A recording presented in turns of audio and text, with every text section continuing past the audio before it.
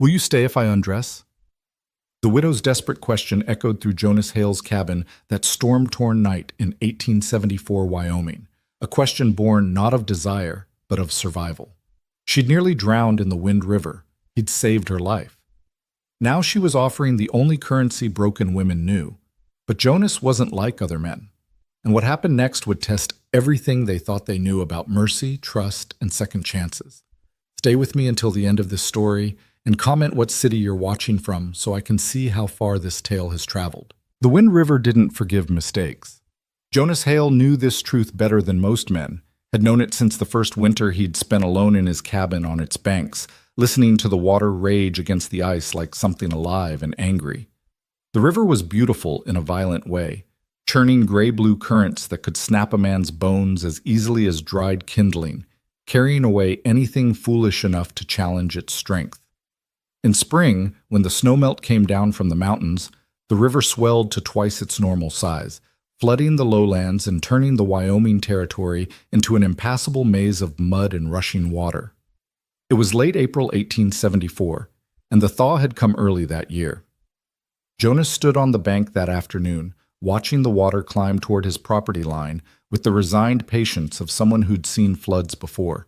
His cabin sat 50 yards back from the river's edge, built deliberately high on a rocky rise that had never been touched even in the worst years. He'd chosen the location carefully when he'd first arrived in Wyoming 3 years ago, a Union veteran looking for silence, for distance from the war that still lived behind his eyes. The cabin was small but solid, rough-hewn logs chinked with mud and moss, a stone chimney that drew smoke clean, a single room that served as kitchen, bedroom, and refuge from a world Jonas no longer fit into. He'd built it with his own hands that first summer, working through August heat and September cold, grateful for the physical exhaustion that kept the nightmares at bay. The land around it was harsh but honest, sage-covered hills rolling toward distant mountains, stands of cottonwood along the river, and sky so wide and empty it made a man feel both insignificant and free. Jonas lived alone, and that suited him just fine. He was 32 years old, though most people guessed older. The war had aged him, not just the 4 years of fighting, but the weight of what he'd seen, what he'd done. He was tall and lean, with dark hair that touched his collar and gray eyes that rarely showed emotion. His hands were scarred from carpentry and fighting, his back marked with old wounds that ached when the weather changed. He wore simple clothes, homespun shirt, canvas pants, worn boots, and kept a Henry rifle within reach always, though he rarely needed it out here. The nearest town was Clearwater, 8 miles downstream. Jonas went there once a month for supplies, speaking to the shopkeeper just enough to conduct business, ignoring the curious looks and whispered questions. People in Clearwater knew him as the hermit who lived by the river, the war veteran who'd bought land with his mustering out pay and never seemed to want company. That was fine. Jonas had learned in the war that most people's company wasn't worth having. But that afternoon, standing by the swollen river, Jonas heard something that shattered his solitude like a rifle shot through glass. A scream. It came from upstream, thin and desperate, almost lost beneath the roar of the current.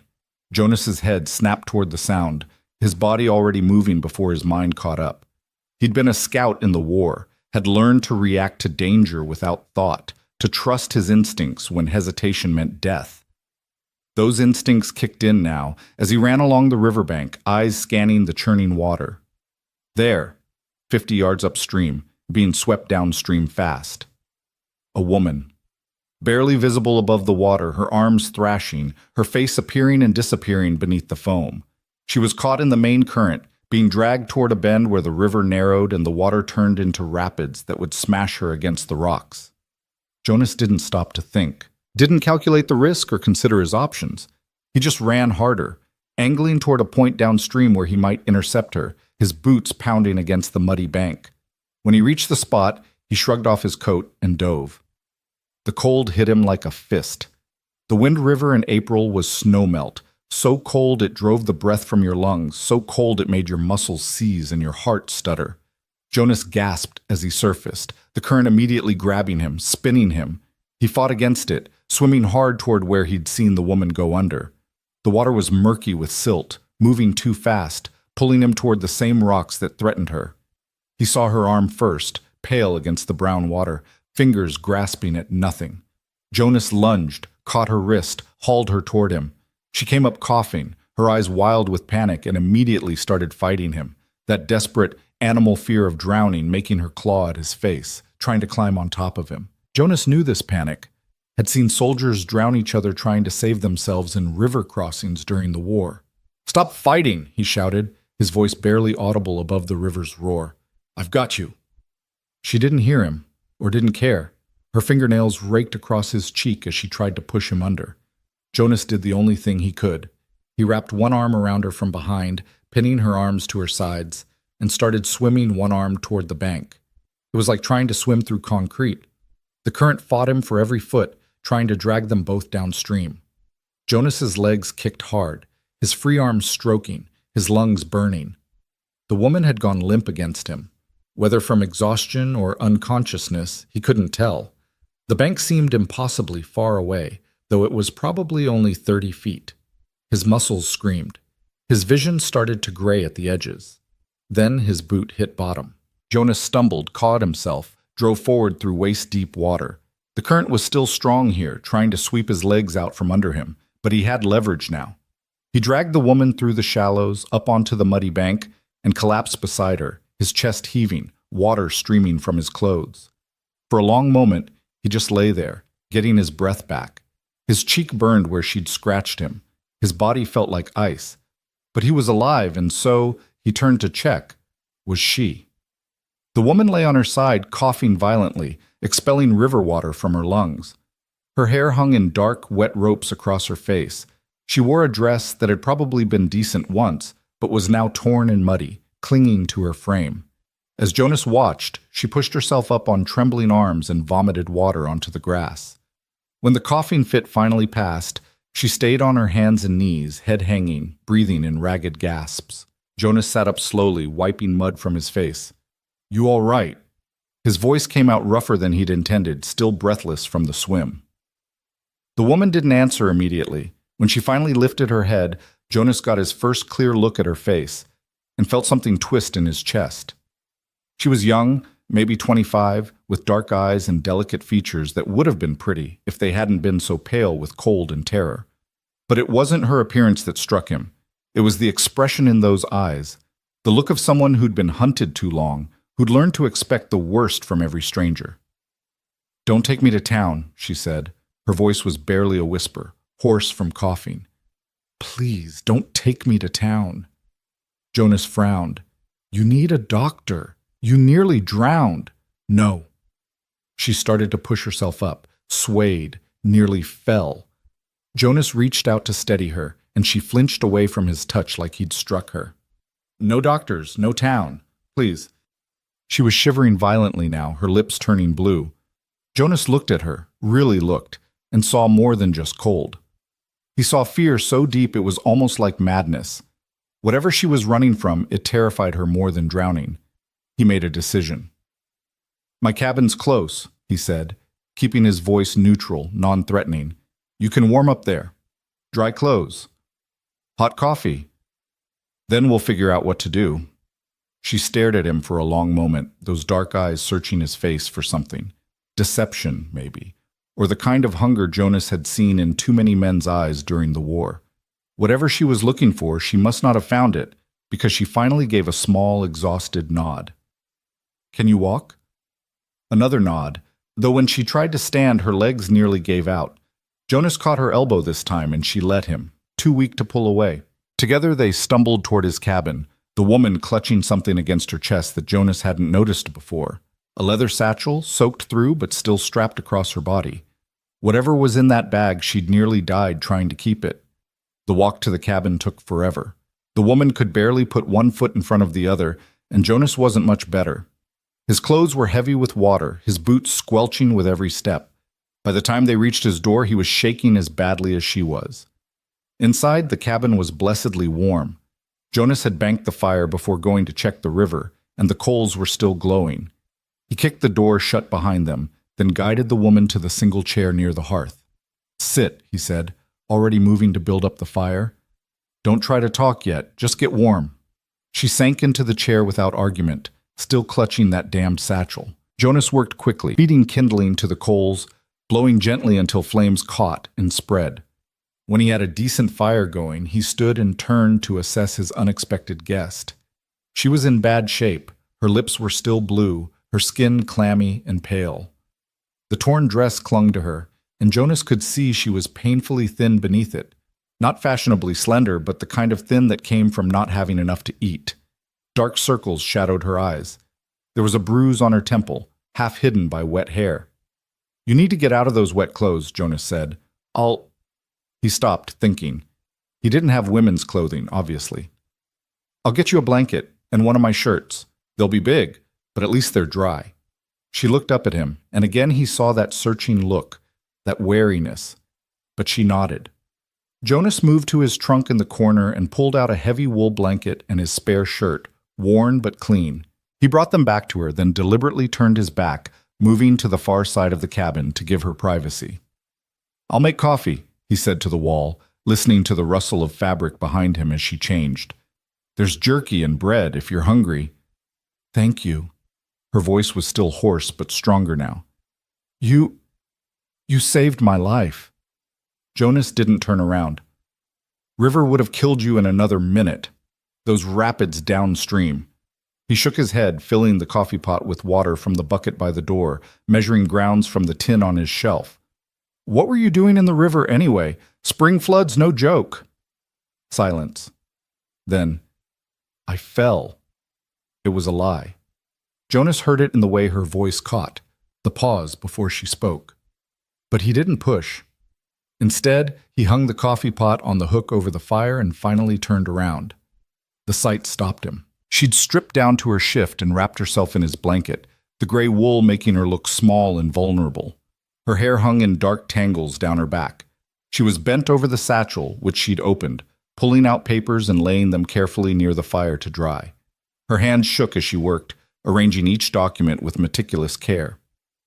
Jonas stayed where he was, giving her space. "Got a name?" She hesitated, then, Evelyn Mercer. Jonas Hale." She glanced up at that, and something flickered across her face. Recognition, maybe, though Jonas couldn't imagine why his name would mean anything to her. But then the look was gone, and she was back to arranging her papers. Jonas busied himself setting out tin cups, slicing bread, laying strips of jerky on a plate. The coffee began to boil, filling the cabin with its bitter, familiar scent. Outside, the wind had picked up, rattling the shutters, and rain started to patter against the roof. The storm that had been threatening all day was finally arriving. "You picked a hell of a day to go swimming," Jonas said, pouring coffee into both cups.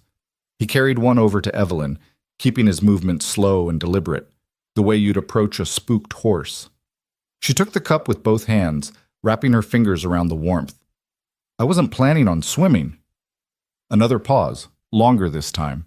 Then, as if the words were being dragged out of her, "I was running. From men. Bad men. I thought I could cross the river upstream where it's narrower, but—" She shook her head. "The current was stronger than I expected." Jonas absorbed this, sipping his own coffee. "These bad men. They still looking for you?" "Yes." The word came out flat, certain. Evelyn stared into her cup. "They'll keep looking until they find me, or until they decide I'm not worth the trouble." "What'd you do?" Her head snapped up, eyes flashing with sudden anger. "Nothing. I didn't do anything wrong." Jonas held up a hand. "Wasn't accusing, just trying to understand what I might be getting into by helping you." The anger faded as quickly as it had come, replaced by that bone-deep exhaustion. "My husband died 3 months ago, Owings Garrett. He owed money to some men in Cheyenne, a lot of money, bad gambling debts. When he died, they came for me instead. Said the debt was mine now.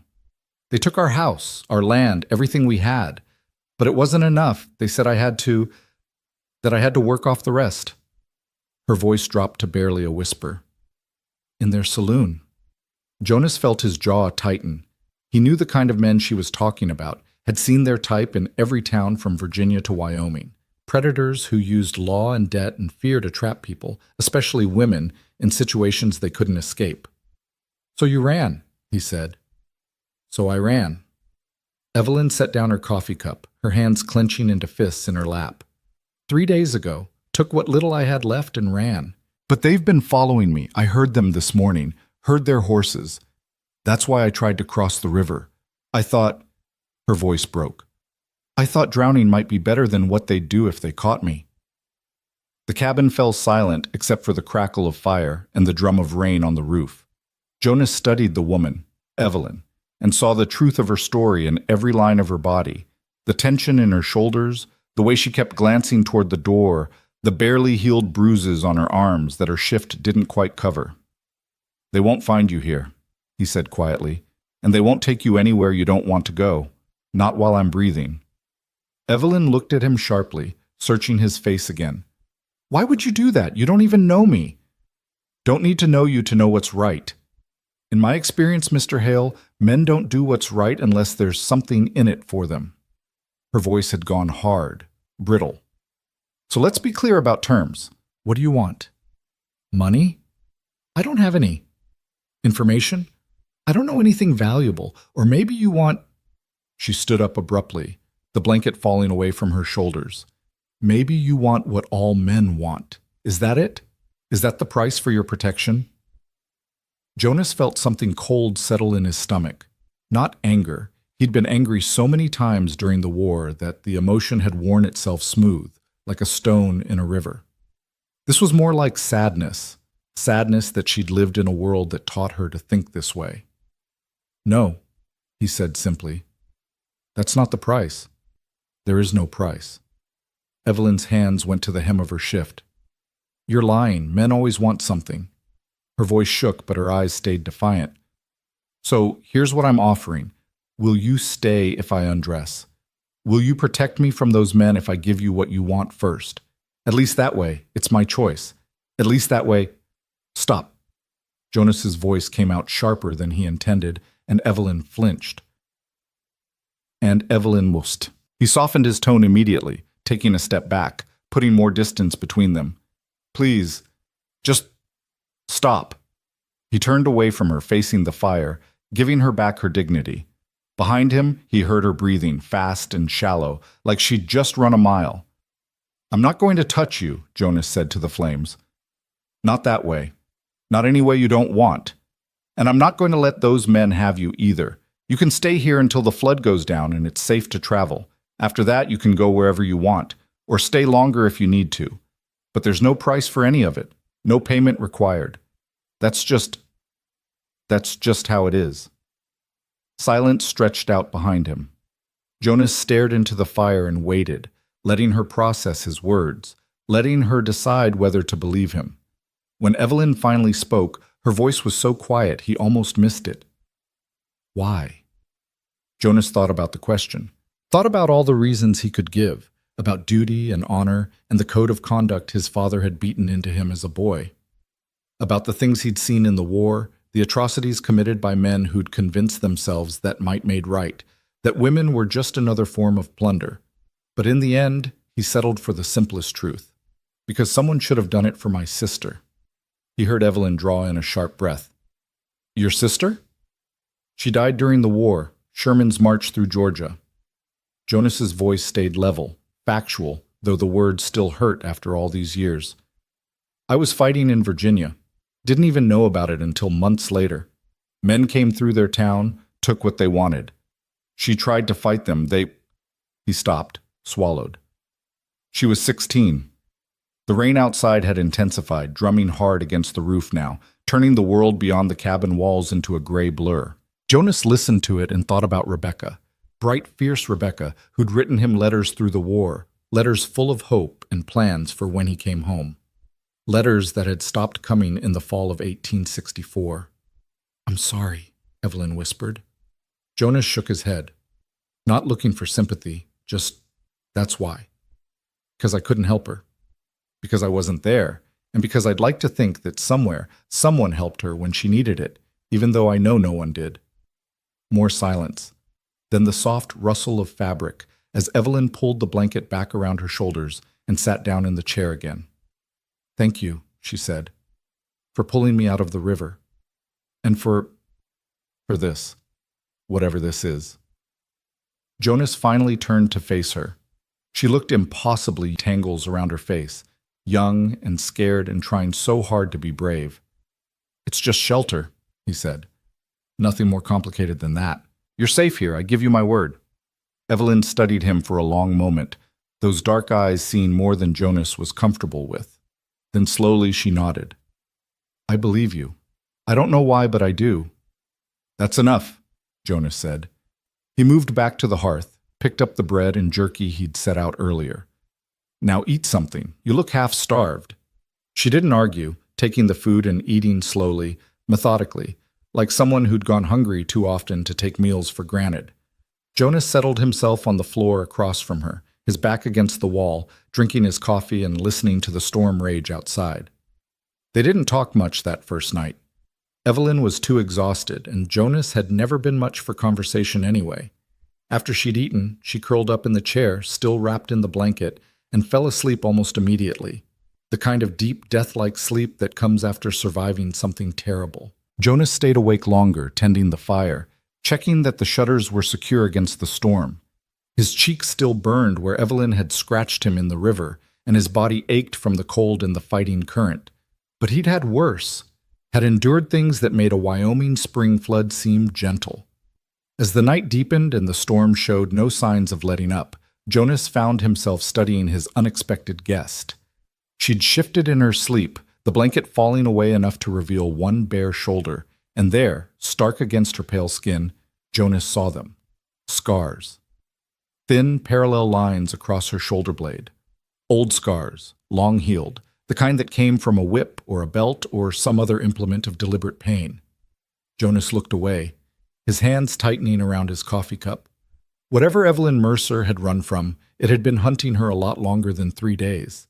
The men who'd tried to claim her husband's debt were just the latest in a long line of threats. Jonas recognized that truth in those scars, in the way she'd flinched from his touch, in her automatic assumption that mercy required payment. She'd been hurt, badly, repeatedly, by people who should have protected her. The rage that Jonas thought he'd left behind in Virginia flared back to life, cold and purposeful and absolutely certain. He'd meant what he told her. Those men wouldn't take her, not while he was breathing, and if they tried, well, Jonas had killed men in the war, for worse reasons than protecting someone who needed help. Outside, the Wind River roared against its banks, swollen with snowmelt and spring rain, washing away everything in its path. Inside the cabin, a woman who'd nearly drowned slept fitfully, dreaming of threats that didn't stop chasing you just because you'd survived another day. And between them, a man who'd tried to escape his own ghosts found himself faced with a choice he'd thought he'd never have to make again. Stand by and let cruelty win, or step forward and fight back, knowing that fighting back would cost him the peace he'd worked so hard to build. Jonas looked at Evelyn's sleeping form, at those terrible scars on her shoulder, and made his decision. He would fight. The storm raged through the night, but inside Jonas Hale's cabin, a different kind of shelter was taking shape, fragile and uncertain, built from the simple act of one person choosing mercy when the world expected something else. It wasn't much, but sometimes mercy was enough to change everything. Dawn broke gray and cold over the Wind River Valley, the storm having passed sometime before sunrise, leaving behind a world washed clean and still dripping. Jonas woke to the sound of Evelyn moving quietly around the cabin, trying not to disturb him where he'd fallen asleep on the floor, his back against the wall. He opened his eyes to find her standing by the window, wrapped in his blanket, looking out at the swollen river. The morning light caught her profile, the delicate line of her jaw, the dark circles under her eyes that sleep hadn't erased. She looked like a ghost standing there, pale and insubstantial, as if a strong wind might blow her away. "It's still rising," she said without turning, her voice flat with exhaustion. "The river, it's higher than yesterday." Jonas pushed himself to his feet, his back protesting the night spent on hard floorboards. He was getting too old to sleep like a soldier on campaign. He moved to stand beside her at the window, careful to maintain distance, and looked out at his property. She was right. The Wind River had climbed another 6 feet during the night, spreading across the lowlands, turning the Sage Flats into a temporary lake that stretched toward the distant hills. The water was brown with silt and debris. Whole trees swept along in the current, pieces of fencing from upstream homesteads, the bloated carcass of what might have been a cow. The roar of it was constant, a bass note that vibrated through the ground. "Happens every spring," Jonas said. "Sometimes worse than others. This year's bad, but I've seen worse. Give it a week, maybe two, and it'll go back down." Evelyn's hands tightened on the blanket. "A week, 2 weeks." She laughed, but there was no humor in it. "I can't stay here that long. I can't put you in danger like that." "Danger from what? Those men looking for you?" Jonas shook his head. "They're not getting across that river any more than you did. Nobody's crossing the Wind River while it's running like this. Not on horse, not on foot. You want to know the truth? Right now that flood's the best protection you could ask for." She turned to look at him then, searching his face.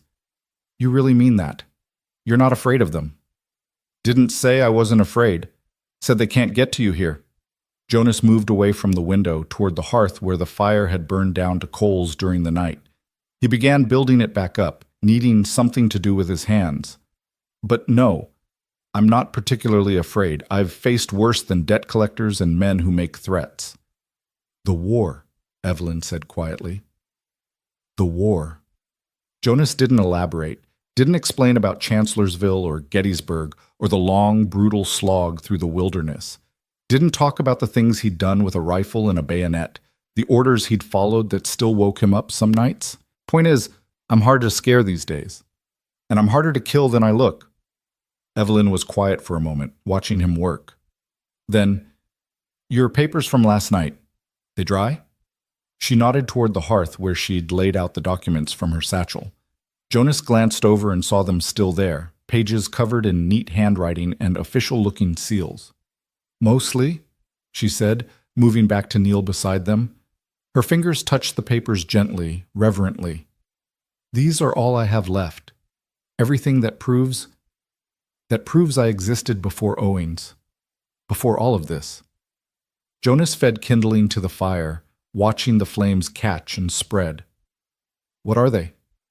"My father's will, my marriage certificate, the deed to the farm where I grew up in Kansas."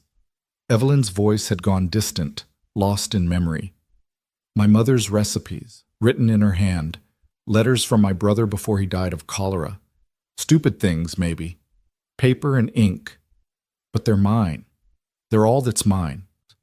There was something in her voice that made Jonas look up. She was crying silently, tears tracking down her cheeks as she stared at those fragile pieces of paper that represented a whole life. A life that had been systematically taken from her, piece by piece, until all she had left were these documents and the scars on her back. Jonas looked away, giving her privacy for her grief. He stood and moved to his shelves, pulling down cornmeal and salt pork, eggs from the cold box he kept near the door. "You know how to make Johnny cakes?" Evelyn wiped her eyes quickly. "What?" "Johnny cakes. Cornmeal, water, little bit of salt, fried up in pork fat." Jonas set the ingredients on the table. "My mother used to make them. Taught me before I left for the war. Figure if you're staying, you should know what we've got to work with for food." It was a transparent attempt to distract her, and they both knew it. But Evelyn stood anyway, gathering the blanket around her shoulders, and came to the table. "I can cook. My mother taught me too before she died. I'm not used to what? To men who don't expect payment for kindness." She said it matter-of-factly, without self-pity, just stating a truth she'd learned. "Owings, my husband, he'd give me things. A new dress, extra money for the market, but there was always a price, always something he wanted in return. And the men in Cheyenne, they made it very clear what they wanted. So forgive me if I don't quite know how to accept this. How to accept you." Jonas measured cornmeal into a bowl, not looking at her. "Nothing to accept. I live here. You need shelter. That's all this is." "Is it?" Evelyn's voice was soft but persistent. "Because last night you told me about your sister. You didn't have to do that. You could have just said no when I offered myself. But you didn't. You gave me a reason. You let me see that you understood." Jonas's hand stilled on the bowl. He'd revealed more last night than he'd intended, more than he'd told anyone since arriving in Wyoming. The The memories of Rebecca were locked away usually, kept in a place where they couldn't hurt him. But something about Evelyn's situation had cracked that lock open. "My sister's dead, Ed," he said quietly. "Has been for 10 years. Nothing I do now changes that. But maybe—" He trailed off, unsure how to finish the thought. "Maybe helping me helps her somehow," Evelyn finished. "Maybe it balances the scales a little bit. Maybe. Or maybe I'm just too stubborn to let bad men win." Jonas added water to the cornmeal, mixing it with his fingers. "My father used to say I had an overdeveloped sense of justice. Got me in trouble more than once before the war and during it." "What kind of trouble?" Jonas smiled grimly. "The kind where you see an officer beating a black soldier for not moving fast enough, and you put yourself between them. The kind where you refuse orders that you know are wrong, even when refusing means court-martial." He shaped the cornmeal mixture into cakes, setting them aside. "I spent a month in the stockade once during the war. My commanding officer wanted to burn a Virginia farmhouse with the family still inside. Said they were harboring Confederate soldiers. I told him to go to hell." Evelyn's eyes widened. "What happened?" "Turned out I was right. Family had nothing to do with the Confederates, just wrong place, wrong time. Officer got reprimanded. I got released. But it taught me something. I'd rather face consequences for doing right than live easy by doing wrong." Jonas started heating the pan, rendering salt pork fat. "That probably sounds naive." "No," Evelyn said. "It sounds like the kind of man I wish I'd met before Owings Garrett." The name hung in the air between them. Jonas glanced at her and saw pain flicker across her face. Not the fresh pain of loss, but the old, complicated ache of mourning someone who'd hurt you. "Tell me about him," Jonas said. "Your husband, if you want to." Evelyn was quiet while Jonas fried the first batch of Johnny cakes, the smell of cooking corn and pork fat filling the cabin. When she finally spoke, her voice was measured, careful. "Owings was charming. That's the first thing you need to understand about him. When I met him 5 years ago, I was 18 and working in a boarding house in Kansas City. My father had just died, left me with nothing but debts. Owings came through town, saw me, started courting me. He was handsome and confident, and he made me feel like I mattered, like I was special." She laughed bitterly. "I was so young, so stupid." "You weren't stupid. You were desperate and alone. That's different." "Maybe." Evelyn watched Jonas flip the Johnny cakes. "We got married 3 weeks after we met. Moved to Cheyenne, where he said he had business opportunities. For the first few months, it was good. He treated me well, bought me nice things, took me to restaurants and shows. I thought I'd found safety, a place where I wouldn't have to worry anymore." "When did it change?" "Gradually. That's how it always is, isn't it? Small things at first. He'd criticize my cooking, my appearance. Tell me I wasn't grateful enough for what he provided. Then came the gambling. He'd go out at night, come home having lost money we needed for rent or food. When I complained, he'd—" Evelyn's hand unconsciously went to her shoulder, where Jonas had seen those scars. "He'd remind me that I owed him everything, that without him I'd be nothing." Jonas slid the Johnny cakes onto a plate, started frying the next batch. His jaw was tight with anger he was trying to control. "He hit you." "Among other things." Evelyn's voice had gone flat again, that protective numbness Jonas recognized from his own experiences. But he was careful about it, never where it would show, never so bad I couldn't work. And between the bad times, he'd be sweet again, apologetic. Promise it wouldn't happen again. I kept believing him because what else was I going to do? I had nowhere to go, no money, no family left, so I stayed. I stayed for 4 years. What happened 3 months ago, when he died? Pneumonia. Got sick in January, dead by February. I thought—" Evelyn's voice cracked. "I know this makes me a terrible person, but I thought I was free. I thought maybe his death was my chance to start over. But then his creditors came. Men from the gambling halls and saloons where he'd run up debts. Thousands of dollars I didn't even know about. They took everything, our house, our furniture, even my clothes except for what I was wearing. And then they said it still wasn't enough." Jonas transferred more Johnny cakes to the plate. "That's when they wanted you to work in their saloon." "Work is a generous term for what they wanted." Evelyn's voice had turned hard. They were very clear about my duties. I'd serve drinks, yes, but I'd also entertain their customers upstairs, work off the debt that way. They said it might take years depending on how popular I was, but they'd feed me and house me, and eventually, maybe, I'd be free. That's slavery, Jonas said bluntly. Might use different words, but that's what it is. I know. That's why I ran. Evelyn looked down at her hands. 3 nights ago, they left me alone for the first time since Owings died. They'd been keeping me locked in a room above the saloon, making sure I couldn't escape. But that night they got careless. Too much drinking, celebrating something. I waited until they were all drunk or asleep, then I climbed out the window. I had my satchel hidden under the floorboards with my papers and a little money I'd saved. I ran all night, trying to get as far from Cheyenne as I could. But they followed. Of course they followed. I'm their property now, according to them. Or I was. She looked up at Jonas, and there was steel in her eyes now, beneath the fear. I'd rather die than go back there. I need you to understand that. If they find me, if they try to take me, I'll fight. I'll kill them or make them kill me, but I won't go back alive. Jonas brought the plate of Johnny cakes to the table, along with the coffee pot and 2 cups. He sat down across from Evelyn, meeting her eyes steadily. Won't come to that, he said. Because they're not taking you anywhere. We clear on that? Evelyn studied him for a long moment. Why are you doing this, really? It can't just be about your sister.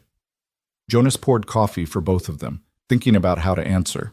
The truth was complicated, tangled up in guilt and grief and the bone-deep exhaustion of carrying violence with you everywhere you went. But maybe that was too much to explain, so he settled for a simpler truth. Because I'm tired of seeing bad things happen to good people, he said. Spent 4 years in a war that was supposed to be about freeing people from bondage. Saw men die for that cause. Good men. Friends of mine. And then the war ended, and I came west thinking maybe out here things would be different. But they're not different. Same cruelty, just wearing different clothes. Men still finding ways to own other people, to take what isn't theirs, to hurt those weaker than them. He took a drink of coffee. So maybe this is my small rebellion. Maybe helping you is how I fight back against all of that. That's a heavy burden to put on one person, Evelyn said softly. Didn't say you had to carry it.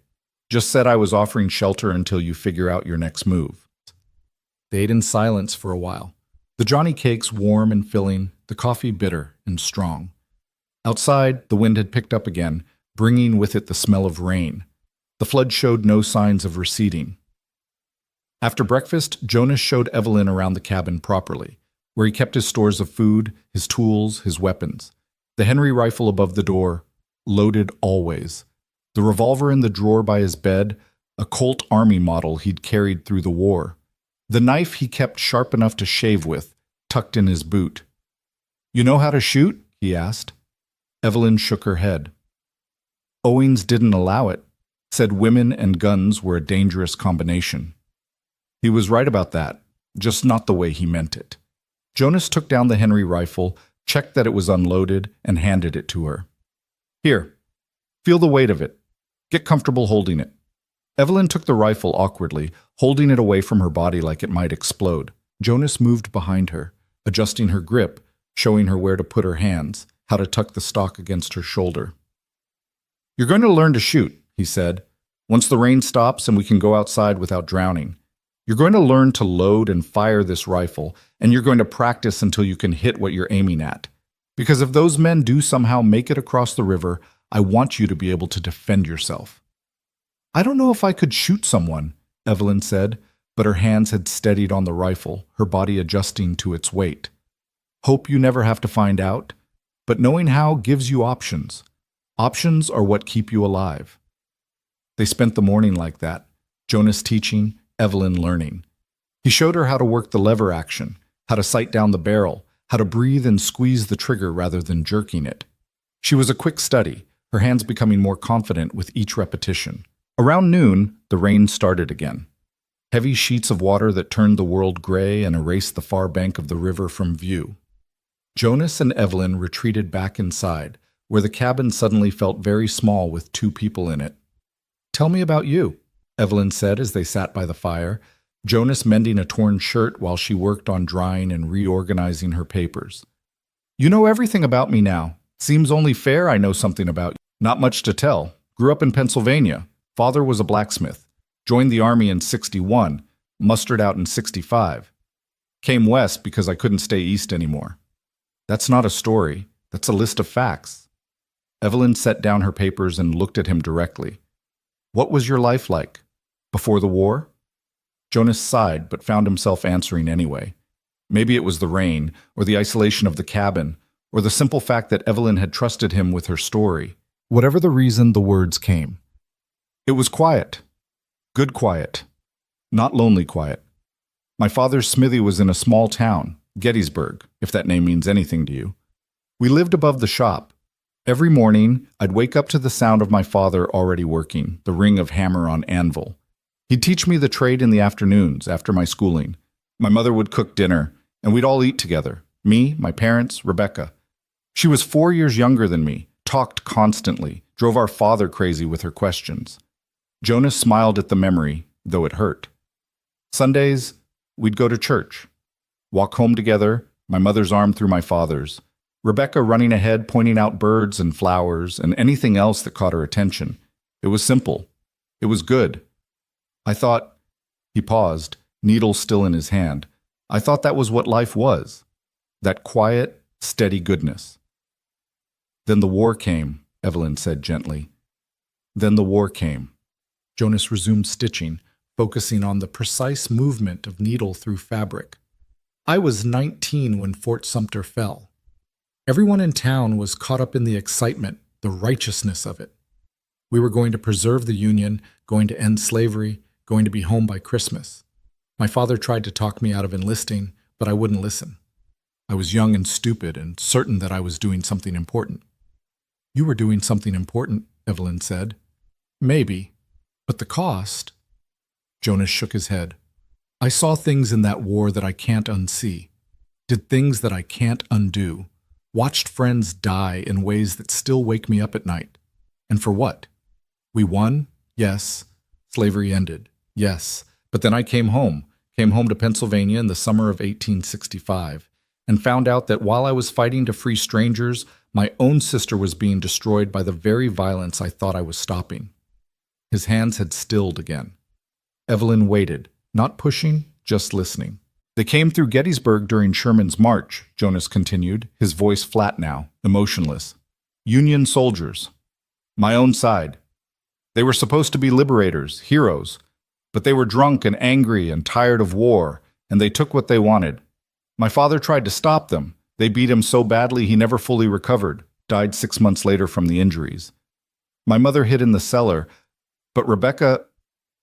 He stopped, swallowed hard. Rebecca tried to protect the shop, tried to stop them from stealing my father's tools, the ones that represented his whole livelihood. They raped her. 14-year-old girl, and they raped her because she dared to tell them no. Oh, God, Evelyn whispered.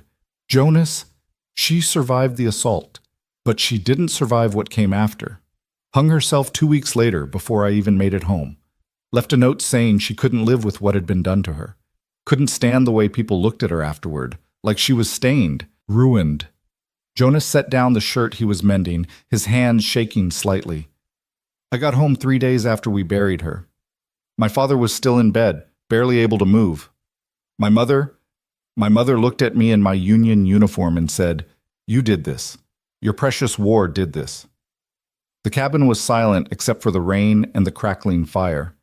Evelyn had tears on her cheeks again, but she didn't look away from Jonas. I stayed long enough to help my parents sell the smithy, Jonas said. Long enough to watch my father die. Then I took my mustering out pay and came west.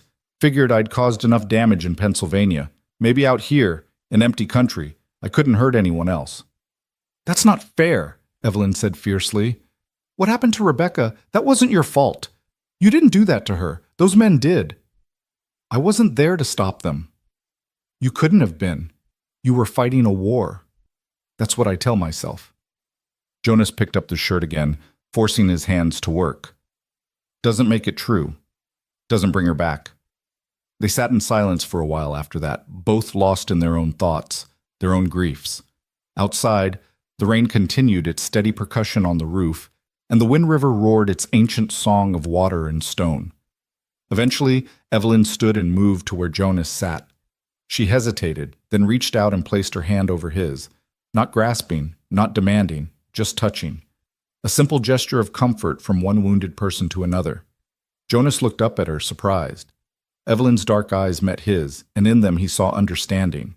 Not pity, which he would have hated, but genuine understanding of what it meant to carry guilt that logic couldn't erase. "Thank you," she said quietly. "For telling me. For trusting me with that." Jonas nodded, unable to speak past the sudden tightness in his throat. Evelyn squeezed his hand once, then moved away, going back to her papers by the fire. They didn't talk much the rest of that day. But something had shifted between them. A recognition, perhaps, that they were both refugees from violence, both carrying scars that might never fully heal. The cabin felt less like a shelter where stranger helped stranger, and more like a shared space where two broken people could exist without pretense. That evening, Jonas made stew from salt pork and dried vegetables, and they ate together as the daylight failed outside. Evelyn told him stories about growing up in Kansas, about her mother's garden and her father's terrible singing voice and the brother she'd lost to disease. Small stories, ordinary moments, but precious because they represented a life before trauma, before Owings Garrett and debt collectors in desperate flight. Jonas found himself telling her about learning blacksmithing from his father, about the satisfaction of shaping metal, of taking something raw and making it useful. About the year he'd spent as a scout during the war, riding ahead of the main army, mapping terrain and enemy positions. About the strange beauty of Virginia in spring, even in the middle of fighting. When full darkness fell, Jonas gave Evelyn his bed, the narrow cot in the corner, and made himself a pallet on the floor by the fire. She protested, but he wouldn't hear of it. "You almost drowned yesterday," he said firmly. "You need proper rest. I've slept on worse than floorboards." Evelyn looked like she wanted to argue further, but exhaustion won out.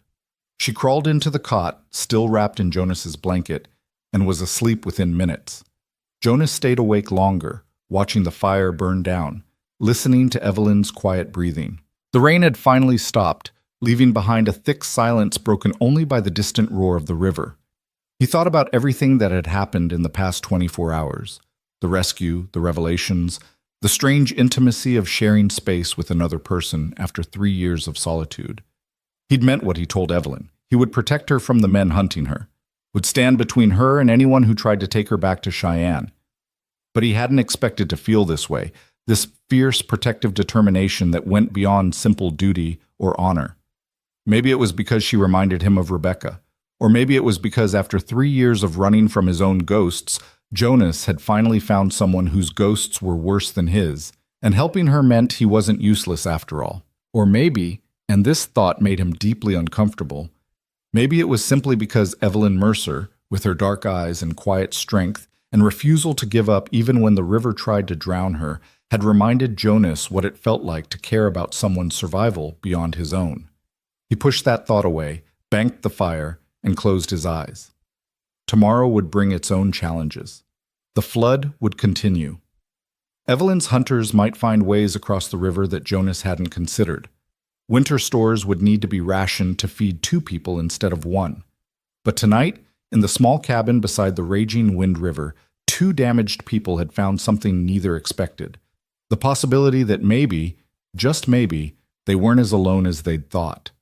And for now, that was enough. The days that followed took on a rhythm that surprised them both with its ease. Morning would come gray and soft through the cabin's single window, and Jonas would wake first, building up the fire while Evelyn still slept.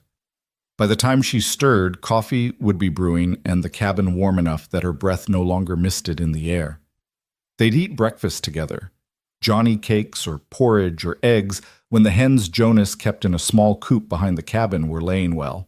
And then the day would unfold in comfortable silence, broken by occasional conversation. The flood continued for 6 days, the Wind River spreading across the valley floor like an inland sea, brown and violent and impassable. Jonas checked it every morning, walking to the edge of his property where the water lapped at ground that was usually dry sage land. Each day, he'd estimate the level, searching for signs of recession, finding none. The spring runoff was worse this year than he'd seen in his 3 years here, fed by heavy snows in the mountains and the constant rain that fell every afternoon like clockwork. On the third day, when the rain had paused and weak sunlight broke through the clouds, Jonas took Evelyn outside to practice shooting. She wore his spare pants rolled up at the ankles and cinched tight with rope, one of his shirts hanging loose on her thin frame. She looked like a child playing dress-up in adult clothing, but her expression was serious as Jonas set up targets, pieces of wood propped against a fallen log about 30 yards away. "Remember what I showed you," Jonas said, handing her the Henry rifle. "Stock against your shoulder, firm but not tight. Breathe steady. The rifle's going to kick when you fire, so be ready for it." Evelyn positioned herself the way he'd taught her, sighting down the barrel. Her hands were steady now, no longer trembling the way they had that first day in the cabin. Jonas watched her from slightly behind and to the side, noting the way she'd absorbed his instruction, the way her body had found the right stance almost instinctively. "Whenever you're ready," he said quietly. The rifle cracked, sharp and loud in the open air. The bullet hit dirt 5 feet to the left of the target. Evelyn lowered the rifle, frustration crossing her face. "Don't worry about missing," Jonas said. "First shot's always the hardest. Try again. Adjust your aim right, and squeeze slower this time." She did. The second shot hit the log, splintering wood a foot from the target. The third shot clipped the edge of the wood he'd set up. By the 10th shot, she was hitting center mass more often than not. "Good," Jonas said, genuine approval in his voice. "You're a natural. Steady hands, good eye. Few more practice sessions and you'll be better than most men I served with." Evelyn lowered the rifle, a small smile playing at her lips. The first real smile Jonas had seen from her. "My father used to say I had a gift for focus. Could spend hours doing detail work, sewing or painting, never getting bored. Guess that transfers to shooting." "Guess so." Jonas took the rifle from her, reloaded it smoothly from muscle memory. "Want to try the revolver?" They spent another hour on the pistol, Jonas teaching her the different balance of it, the way you had to account for the shorter barrel and heavier recoil. Evelyn struggled more with the Colt than she had with the rifle, but by the end she could at least hit the broadside of the target more often than not.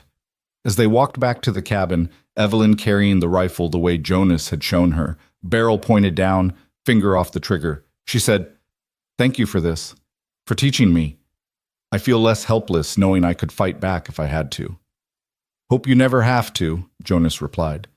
"But yeah, better to know and not need it than need it and not know." That night, as they sat by the fire after dinner, Evelyn asked him about the war again. Not about the violence this time, but about the quieter moments. Jonas found himself telling her about the men he'd served with, the friendships forged in danger, the strange camaraderie that came from shared suffering. He told her about Samuel, a former slave from Maryland who'd joined Jonas's regiment as a scout, who could track a single man through forest like he was following a painted line. About Patrick, an Irish immigrant with a gift for making everyone laugh, even when they were cold and hungry and terrified. About Thomas, a minister's son from Vermont who'd carried a Bible through every battle and died at Cold Harbor with that Bible pressed against his chest. Evelyn listened with complete attention, asking questions that showed she understood what Jonas wasn't saying. The grief beneath the stories, the guilt of surviving when so many hadn't. "Do you regret it?" she asked when he'd fallen silent. "Fighting in the war, I mean. Knowing what it cost you?" Jonas thought about that for a long time, staring into the fire. "I regret that it was necessary. I regret what happened to Rebecca because of it. I regret the men I killed who were probably just scared boys like me, fighting for a cause they didn't fully understand." He paused, searching for the right words. "But do I regret trying to end slavery? No. That was worth fighting for. Still is worth fighting for, even if the fight didn't end when the war did. Like fighting debt collectors who try to enslave widows," Evelyn said softly. "Like that." Jonas looked at her across the fire. "You're not property, Evelyn, no matter what those men in Cheyenne told you, no matter what debts they claim you owe. A human being can't be owned, can't be bought or sold or used up and thrown away. That's what the war was supposed to teach us, but some people still haven't learned it." Evelyn's eyes were bright with unshed tears. Owens used to tell me I belonged to him, that I should be grateful he'd taken me off the streets, given me his name, given me a home. He said without him, I was nothing. I started to believe it after a while. Started to think maybe he was right. Maybe I deserved the way he treated me because I wasn't worth more than that. He was wrong. Jonas's voice was hard, certain. And the men in Cheyenne are wrong. You're worth more than what was done to you. Worth more than your worst day or your biggest mistake. Worth more than any debt, real or imagined. How do you know that? Evelyn whispered. How can you be so sure? Because I've seen real worthlessness. Seen men who'd rape and murder and torture for pleasure. Seen people who'd sell their own souls for $1. You're not that. You're someone who ran toward freedom even knowing you might die trying. Someone who kept her most precious possessions safe while the river tried to drown you. Someone who's learning to shoot so she can protect herself instead of relying on others to do it for her. Jonas leaned forward, his gray eyes intense in the firelight. That's not nothing, Evelyn. That's someone worth saving, worth protecting, worth believing in. A tear spilled down her cheek, then another. But she was smiling too, that fragile, uncertain smile of someone who'd forgotten what hope felt like and was just starting to remember. I don't know how to thank you, she said, for any of this. For pulling me out of the river, for giving me shelter, for treating me like I'm a person instead of just a thing to be used. Don't need thanks, just... Jonas hesitated, then finished the thought. Just stay alive, keep fighting. That's thanks enough. They sat together in comfortable silence after that, watching the fire burn down, listening to the ever-present roar of the river outside. The cabin felt smaller at night, more intimate, but it wasn't uncomfortable. If anything, Jonas found himself grateful for the company, for the presence of another person who understood what it meant to carry damage and keep going anyway. On the 5th day, the weather turned colder and rain came down in sheets that hammered the roof like artillery fire. Jonas and Evelyn were trapped inside, the cabin walls pressing close. Evelyn worked on mending Jonas's clothes. He had a pile of shirts and pants that needed attention, buttons that wanted sewing, tears that needed patching. Jonas watched her work with quick, efficient hands, the kind of skill that came from years of practice. You're good at that, he observed. Evelyn glanced up, needle paused mid-stitch. I worked as a seamstress before I married Owens, in the boarding house where we met. The owner let me take in mending for extra money. I was saving up to... She trailed off, something painful crossing her face. Saving up for what? For a ticket west. I wanted to go to California, start fresh somewhere nobody knew me or my father's debts.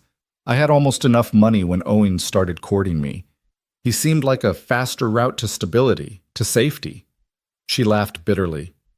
Shows what I know about judging character. Jonas got up and moved to his trunk, rummaging through until he found what he was looking for. A shirt he hadn't worn since the war, union blue with corporal stripes still sewn on the sleeves. He brought it back to Evelyn. What's this? She asked, taking the fabric. Something I've been meaning to do something with for 3 years. Can't wear it. Too many memories. But I can't throw it away either. Thought maybe... He shrugged, uncomfortable. Thought maybe you could remake it into something else. Something useful that doesn't carry all that history. Evelyn unfolded the shirt carefully, her fingers tracing the stripes, the careful stitching. This meant something to you. Are you sure you want me to cut it up? It meant something to the person I was. Not sure it fits who I am now. Jonas sat back down, watching her examine the fabric. Besides, seems fitting. Taking something from the war, something that represents all that violence and loss, and turning it into something that might actually help someone. Seems like the kind of transformation Rebecca would have appreciated. Evelyn looked at him for a long moment, then nodded. I'll make you something good. I promise. She spent the rest of that rainy day working on the blue shirt, carefully unpicking seams, cutting away the military insignia, reshaping the fabric. Jonas watched between other tasks, sharpening his knife, oiling his rifle, checking his supplies. The domestic rhythm of it felt strange after 3 years alone, but not unwelcome. There was something peaceful about shared silence, about two people working side by side without need for constant conversation. As evening fell, Evelyn held up her work. She'd turned the shirt into a vest, something practical for wearing under a coat, with the inside lined in a softer fabric she'd salvaged from one of Jonas's old undershirts. "It's not perfect," she said, a hint of apology in her voice. "I didn't have proper thread or—" "It's perfect," Jonas interrupted, taking the vest and examining her work. The stitching was small and precise, the reconstruction clever. She'd taken his soldier's shirt and made something entirely new from it, something that bore no trace of its military origins. "Thank you. Really, this is good." That night, as they ate dinner, Jonas wearing his new vest, a sound cut through the rain and river noise that made them both freeze. Voices, distant but unmistakable. Men's voices coming from somewhere downstream. Jonas was on his feet instantly, moving to the window. Evelyn had gone pale, her hands gripping the edge of the table. "It's them," she whispered. "It has to be them. They found me." Jonas pressed against the wall beside the window, peering out into the rainy darkness. He could see lights now, torches or lanterns flickering through the trees about a quarter-mile away. 3, maybe 4 of them, moving slowly, searching. "How did they cross the river?" Evelyn's voice was rising with panic. "You said it was impossible. You said—" "Quiet." Jonas's tone was sharp but not unkind. He was thinking fast, his old scout training kicking in.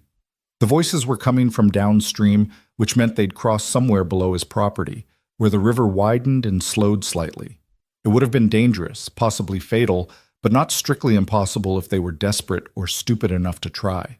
He moved away from the window, going to his door where the Henry rifle hung.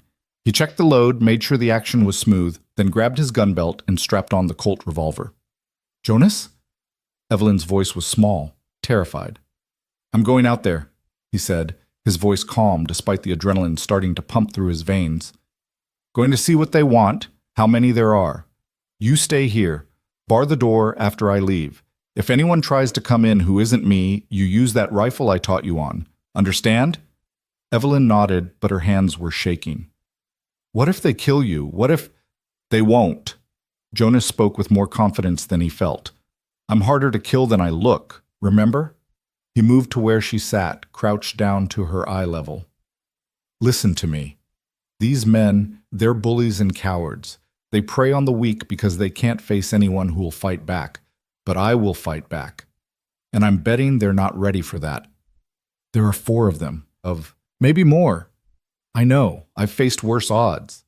Jonas held her gaze. "Trust me, I'm not going to let them take you. I gave you my word on that." Evelyn reached out suddenly and grabbed his hand, holding it tight. "Be careful, please. I don't want you to die because of me." "Not planning on it." Jonas squeezed her hand once, then stood. "Remember, bar the door. Anyone but me tries to come in, you shoot first and ask questions later." He pulled on his oilskin coat, settled his hat low on his head, and slipped out into the rain before Evelyn could protest further. Behind him, he heard the heavy thunk of the door bar sliding into place. The rain was cold and relentless, immediately soaking through his coat, running down his neck. Jonas moved away from the cabin, circling wide, using the darkness and storm for cover. His eyes had adjusted to the night, and he could make out the shapes of trees and rocks, the gleam of water where the flood had spread.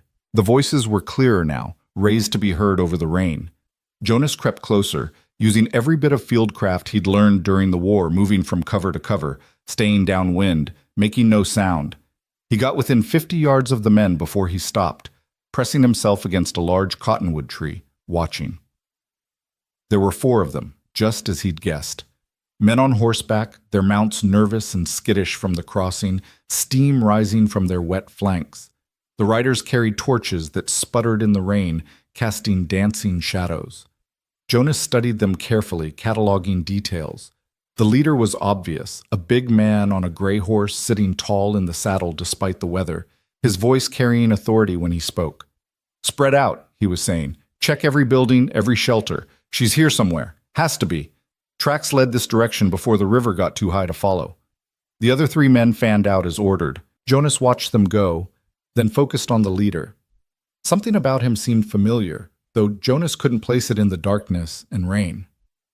The man turned his horse, scanning the area with the torch held high, and for a moment the light caught his face. Jonas felt ice settle in his stomach. He knew that face. Not personally, but by reputation. Curtis Garrett. Owings Garrett's older brother, a man known throughout Wyoming territory as a gambler, saloon owner, and someone who wasn't particular about how he made his money or who he hurt along the way. So this wasn't just about debt collection. This was family business. That made it more dangerous. A hired collector might give up if the job got too difficult. But family? Family would keep coming until they got what they wanted or died trying. Jonas watched Curtis Garrett sit his horse in the rain, torch held high like some dark herald, and made a decision. He could wait, let them search, and hopefully not find the cabin. Or he could take the initiative, confront them on his terms rather than waiting for them to stumble onto Evelyn's hiding place. The scout in him, the soldier who'd learned that hesitation in battle got you killed, chose action. Jonas stepped out from behind the tree, his Henry rifle held across his chest, visible but not immediately threatening. "You're trespassing," he called out, his voice carrying through the rain. "This is private property." Curtis Garrett spun his horse toward the voice, the torch swinging wildly. The other three men materialized out of the darkness, converging on Jonas's position. Jonas stood his ground, counting on the darkness and rain to hide the fact that his heart was hammering against his ribs. "Who the hell are you?" Garrett demanded, riding closer. Now Jonas could see him properly, late 30s, heavy-built, with a thick beard and small eyes that held a mean intelligence.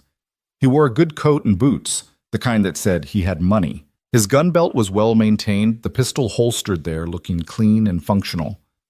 "I'm the man who owns this land," Jonas said evenly, "and I'm telling you to leave. Now." Garrett laughed, a sound with no humor in it. "We're not here for you, friend. We're looking for someone. A woman. Dark hair, about this tall." He held his hand up to indicate height. "Probably wet and scared and running. Seen anyone like that?" "Nope." The lie came easily. Jonas had learned during the war that the truth was just another weapon, and you used it or didn't depending on the tactical situation. Right now the truth wouldn't help Evelyn, so the lie would have to do. "You sure about that?" One of the other men had ridden up beside Garrett, younger, maybe 25, with a cruel mouth and nervous hands. "Because we tracked her this way 3 days ago, right before the flood got bad. She's out here somewhere, and anyone hiding her is going to have problems with us." Jonas shifted his grip on the rifle slightly, not quite raising it, but making sure they saw he was armed. "Like I said, haven't seen anyone. And even if I had, I wouldn't tell you. Now get off my land before this conversation gets unpleasant." Curtis Garrett studied Jonas for a long moment, his expression calculating. "You know who I am?" "Can't say I do." "Curtis Garrett. I own 3 saloons in Cheyenne and half the gambling halls between here and Denver. The woman we're looking for? She owes me. Owes me money, owes me property, owes me labor. She's mine by right of debt and law.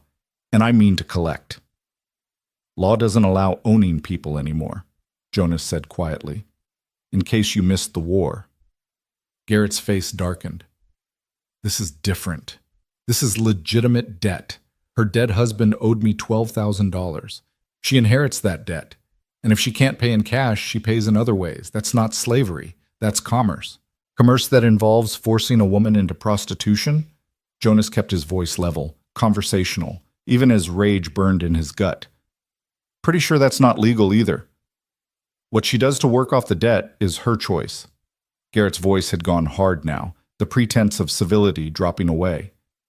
"She could work in my kitchens, clean my floors, whatever. But the work that pays fastest happens upstairs. I gave her options. She chose to run instead. That makes her a thief in my eyes." "In your eyes," Jonas repeated. "Doesn't make it true." The young man with the cruel mouth spoke up again, his voice eager. "Curtis, we're wasting time talking to this fool. Let's search his property. If he's lying about the woman, we'll find her. If he tries to stop us, we'll go through him." Jonas turned his attention to the young man, really looking at him for the first time. There was something in the way he sat his horse, the way his hand kept drifting toward his pistol, that Jonas recognized. This one wanted violence, was looking for an excuse for it. "You're welcome to try," Jonas said mildly. But I should mention I fought through 4 years of the war. Gettysburg, Wilderness, Cold Harbor, Petersburg. Killed more men than I care to remember. So if you're thinking about drawing you keep fingering, you should know I'm faster than I look. And I don't miss at this range. The young man's hand froze. Curtis Garrett was staring at Jonas with new attention, reassessing. A veteran, Garrett said slowly. Which side? Union. Pennsylvania Regiment, which means I fought to end slavery in all its forms, including the kind you're peddling. The war's over, Garrett said. Those causes don't matter anymore. They matter to me. Jonas shifted his stance slightly, angling his body to keep all 4 men in view. And they're why I'm telling you one last time. Get off my land. Whatever business you think you have here, it's done. Go back to Cheyenne. Tell yourselves the woman drowned in the river if it helps you sleep. But you're not searching my property, and you're not taking anyone from it. Curtis Garrett was silent for a long moment, studying Jonas through the rain. Then he smiled, and it was the coldest thing Jonas had seen since the war. I know who you are now, Garrett said softly. Jonas Hale, the hermit who lives by the river. People in Clearwater talk about you, the crazy veteran who doesn't want company. They say you're dangerous, that people should leave you alone. His smile widened. But they also say you're alone. No friends, no family, no one who'd notice if you disappeared. That a threat?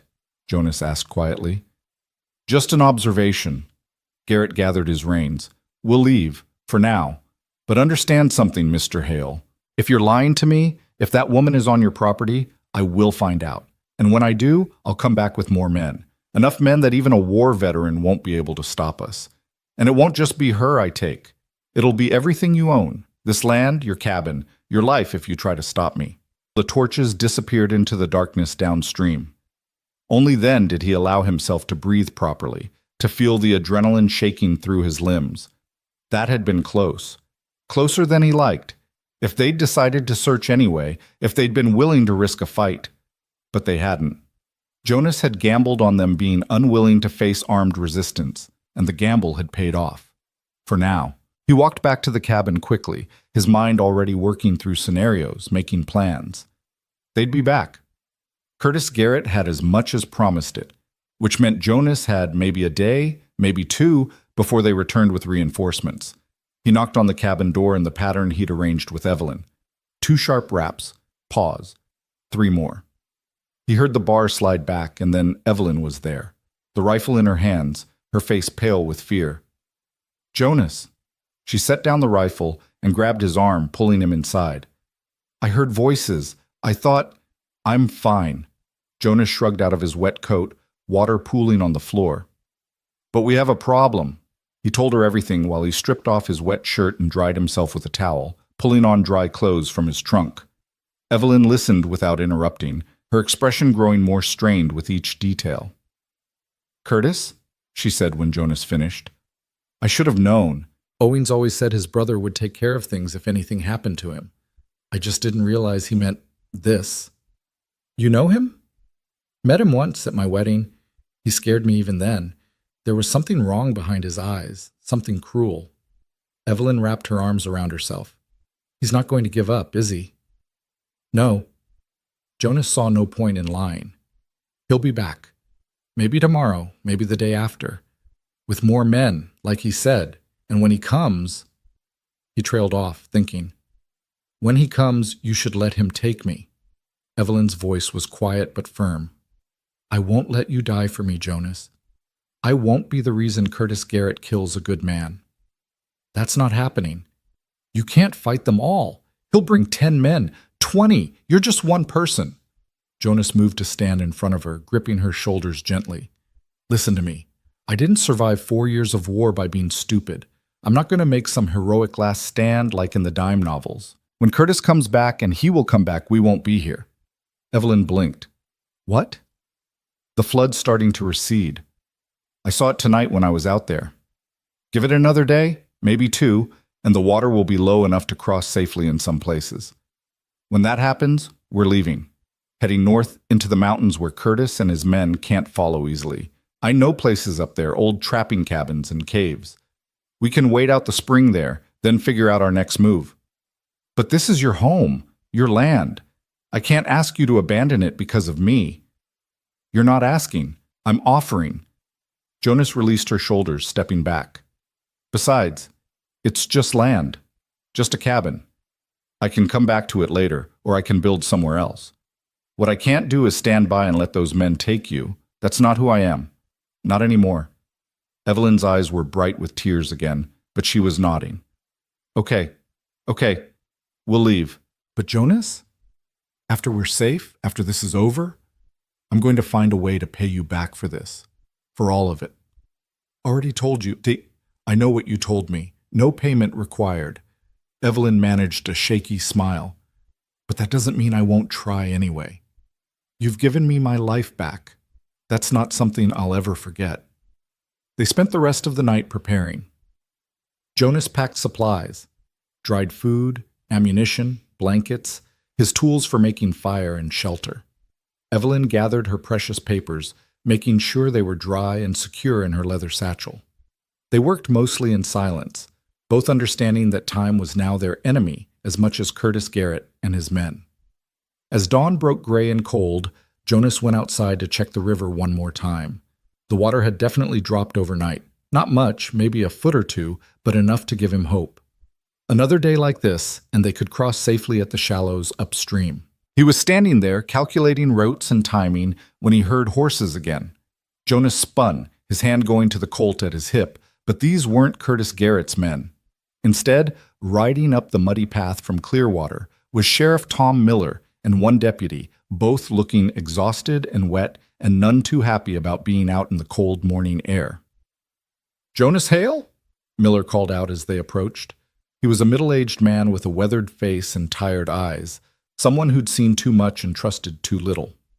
"Need a word with you." Jonas relaxed slightly, but didn't remove his hand from his pistol. "Sheriff, this about the men who were here last night?" Miller dismounted, gesturing for his deputy to do the same. "In a manner of speaking, Curtis Garrett came into Clearwater this morning, filed a complaint, says you're harboring a fugitive, says there's a woman here who owes him money and you're keeping her from settling her legal debts." "That true?" the deputy asked. He was younger than Miller, eager in a way that reminded Jonas uncomfortably of new recruits during the war, all confidence and no experience. Jonas looked at the sheriff, then at the deputy, then back at the sheriff. "I'm harboring a woman who nearly drowned in the river 6 days ago. Woman who Curtis Garrett is trying to force into prostitution to pay off her dead husband's gambling debts. I don't consider that a legal debt, and I don't consider what Curtis wants to do to her legal commerce. So yeah, she's here. And no, I'm not turning her over to him or anyone else." The deputy's hand moved toward his pistol, but Sheriff Miller held up a hand, stopping him. "Easy, Ryan. Let's talk this through before anyone does something stupid." Miller turned his attention back to Jonas, his expression weary. "Look, I don't like Curtis Garrett any more than you probably do. Man's a snake, always has been. But the law's the law. Debts are debts. If this woman inherited her husband's obligations, she inherited nothing but abuse," Jonas interrupted. "Husband beat her for years. Curtis and his friends stripped her of everything she owned, then told her the only way to work off the debt was on her back in his saloon. That's not debt collection, Sheriff. That's slavery with paperwork." Miller sighed, rubbing his face. "You're not making this easy, Hale." "Not trying to make it easy. Trying to make it right. Right doesn't always match up with legal." "Then maybe the legal needs to change." Jonas kept his voice level, reasonable, even though everything in him wanted to tell these men to get off his property and leave him alone. "Sheriff, you fought in the war?" Miller nodded. "Confederate side, Georgia militia. Not proud of it, but it's the truth." "Then you know what it means when one person tries to own another. You know what that looks like, what it costs. You really going to help Curtis Garrett do that to a woman who's already lost everything?" The sheriff was quiet for a long moment, his jaw working. The deputy looked between them, confused and frustrated by the lack of action. Finally, Miller spoke, his voice low. "I can't officially condone what you're doing here. You understand that? If Curtis pushes this, if he gets lawyers involved or goes to the territorial governor, I'll have to come back here and arrest you both. That's my job, and I took an oath." "I understand," Jonas said carefully.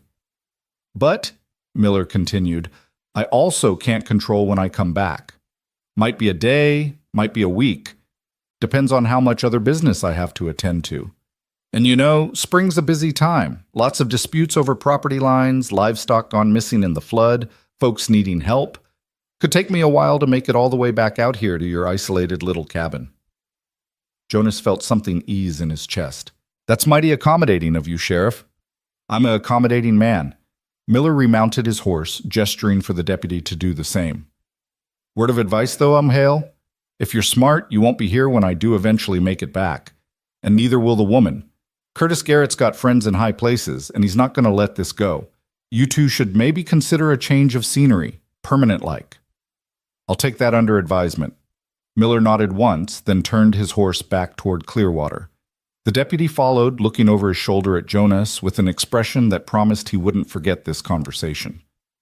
Jonas stood watching them ride away until they disappeared down the trail, then hurried back inside the cabin.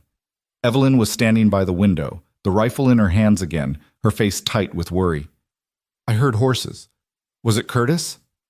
Sheriff. Jonas began gathering their supplies with renewed urgency. He's giving us time to leave, but not much. We need to be gone by tomorrow morning at the latest. Tonight, if possible. Can we cross the river tonight? Jonas thought about the water levels, about the risks of a night crossing. It's dangerous. But staying here is more dangerous. Curtis knows the sheriff won't act immediately, but he'll push harder now. Might not wait for more men. Might come back tonight with what he's got. They spent the day in tense preparation, barely speaking, both listening for sounds of approaching horses. Jonas took Evelyn outside one more time to practice shooting, wanting her as comfortable with the weapons as possible before they left.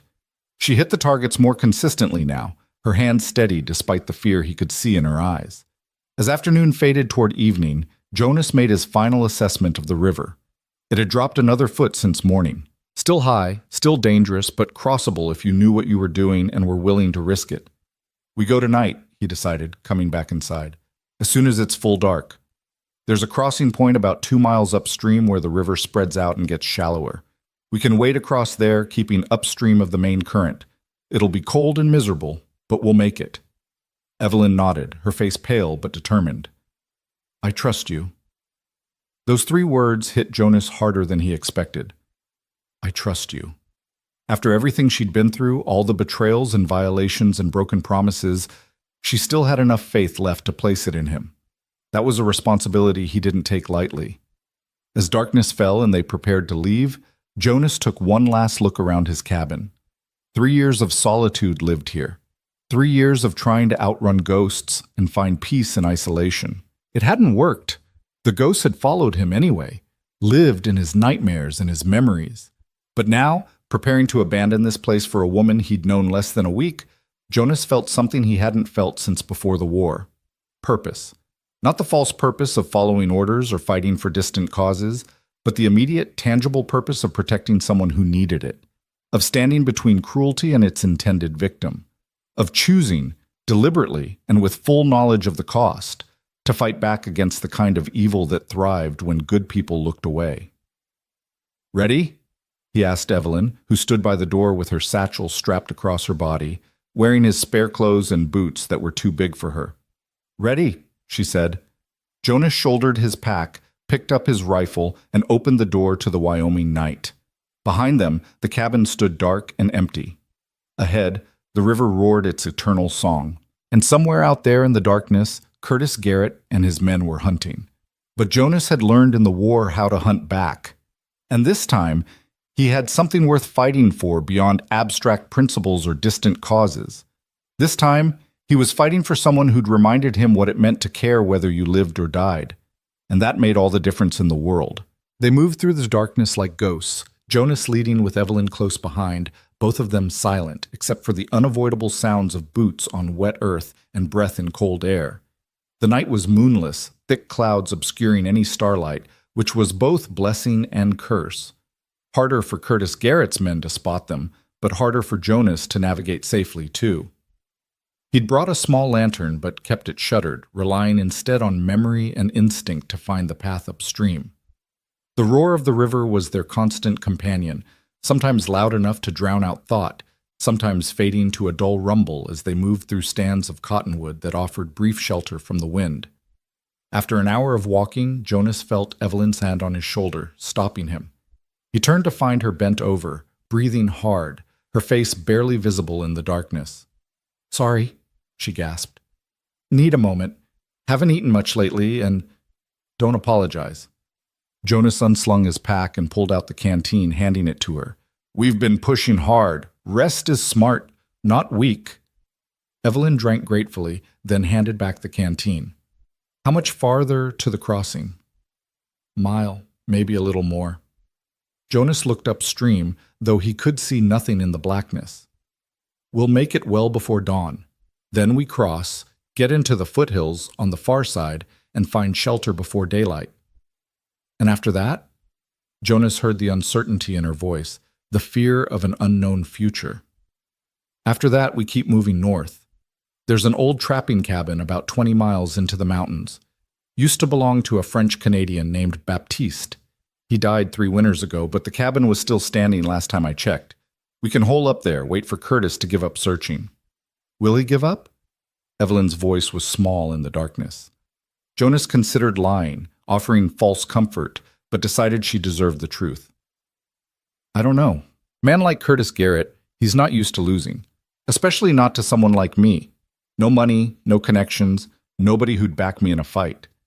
He might decide I'm not worth the effort, or he might decide I need to be made an example of." "That's what I was afraid of."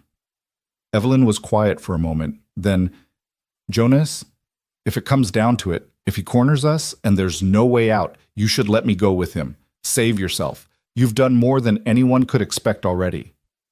"We've been through this," Jonas said firmly. "That's not happening. Now come on, we need to keep moving. Standing still in this cold isn't doing either of us any good." They walked for another 40 minutes before Jonas spotted the landmark he'd been searching for. A lightning-struck pine that stood alone on a small rise, its top half shattered and blackened, visible even in the darkness as a jagged silhouette against the slightly less dark sky. The crossing point was just beyond it, where the river spread wide and relatively shallow over a gravel bed. Jonas led Evelyn down to the water's edge, and they stood there, listening to the rush of current, feeling the spray on their faces. Even with the flood receding, the Wind River was still formidable, 30 yards across at this point, moving fast enough to knock a person off their feet if they weren't careful. "We rope ourselves together," Jonas said, pulling a length of hemp rope from his pack. "I go first, you follow at about 10 feet distance. If one of us falls, the other can anchor and pull them up. Keep your pack above your head if you can. Want to keep the supplies dry if possible. And whatever happens, don't let go of the rope." Evelyn nodded, her face set with determination. Jonas tied the rope around his waist, then around hers, testing the knots to make sure they'd hold. He handed her his rifle and took the pack with their supplies, settling it high on his shoulders. "Ready?" he asked. "No," Evelyn said honestly. "But let's do it anyway." Jonas stepped into the river, and the cold hit him like a physical blow, driving the breath from his lungs. The water was snow melt, probably no more than a few degrees above freezing, and it soaked through his pants instantly, climbing up his legs as he waded deeper. By the time he was waist deep, he could barely feel his feet. Behind him, he heard Evelyn gasp as she entered the water, but she didn't stop, didn't hesitate. Jonas focused on moving forward, testing each step before committing his weight, feeling for stable footing on the gravel bottom. The current pulled at him constantly, trying to sweep his legs downstream, and twice he nearly fell, catching himself at the last moment. The worst part was the middle, where the water reached his chest and the current was strongest. Jonas leaned into it, fighting for every inch of forward progress, his legs trembling with cold and effort. He glanced back once and saw Evelyn struggling, the water up to her shoulders on her smaller frame, the rifle held high above her head with both hands. "Keep coming," he shouted over the roar of the river. "Almost there!" 3 more steps. 4. The water started to shallow as they reached the far side, dropping to waist deep, then knee deep, then finally Jonas was stumbling up onto the muddy bank, turning immediately to help pull Evelyn out of the current. She collapsed on the bank beside him, shaking violently, her lips blue in the faint light of approaching dawn. Jonas was shaking too, his teeth chattering so hard he bit his tongue. They needed to get warm, get dry, and fast, or hypothermia would kill them as surely as Curtis Garrett's bullets. Up, Jonas managed through chattering teeth. Can't stop. Need to move, get blood flowing. He hauled Evelyn to her feet, and they staggered forward, away from the river, into the shelter of the trees on the far side. Jonas found a dense thicket of pine and pulled Evelyn into it, the branches forming a natural windbreak. His hands were numb as he fumbled with his pack, pulling out the oilskin bundle where he'd wrapped their dry clothes. Strip, he ordered. Everything wet, get it off, put on dry clothes. For once, Evelyn didn't argue or hesitate. They turned their backs to each other and changed quickly, fingers clumsy with cold. The dry clothes helped immediately, though Jonas was still shaking. He pulled out a blanket and wrapped it around Evelyn's shoulders, then wrapped himself in another. We'll rest here until full light, he said. Then we need to put distance between us and the river. Curtis will figure out eventually that we crossed, and when he does, he'll come after us. Evelyn nodded, huddling under her blanket. They sat together in the pre-dawn darkness, backs against a tree trunk, waiting for the sun and warmth that seemed impossibly far away. As gray light began to filter through the trees, Jonas studied their surroundings properly for the first time. They were on the north side of the Wind River now, at the base of the foothills that rose toward the mountains. The terrain ahead was rough, rocky slopes covered in pine and sage, cut through with ravines and dry creek beds. Good country for hiding, hard country for tracking. That would work in their favor. How are you feeling? He asked Evelyn. She considered the question.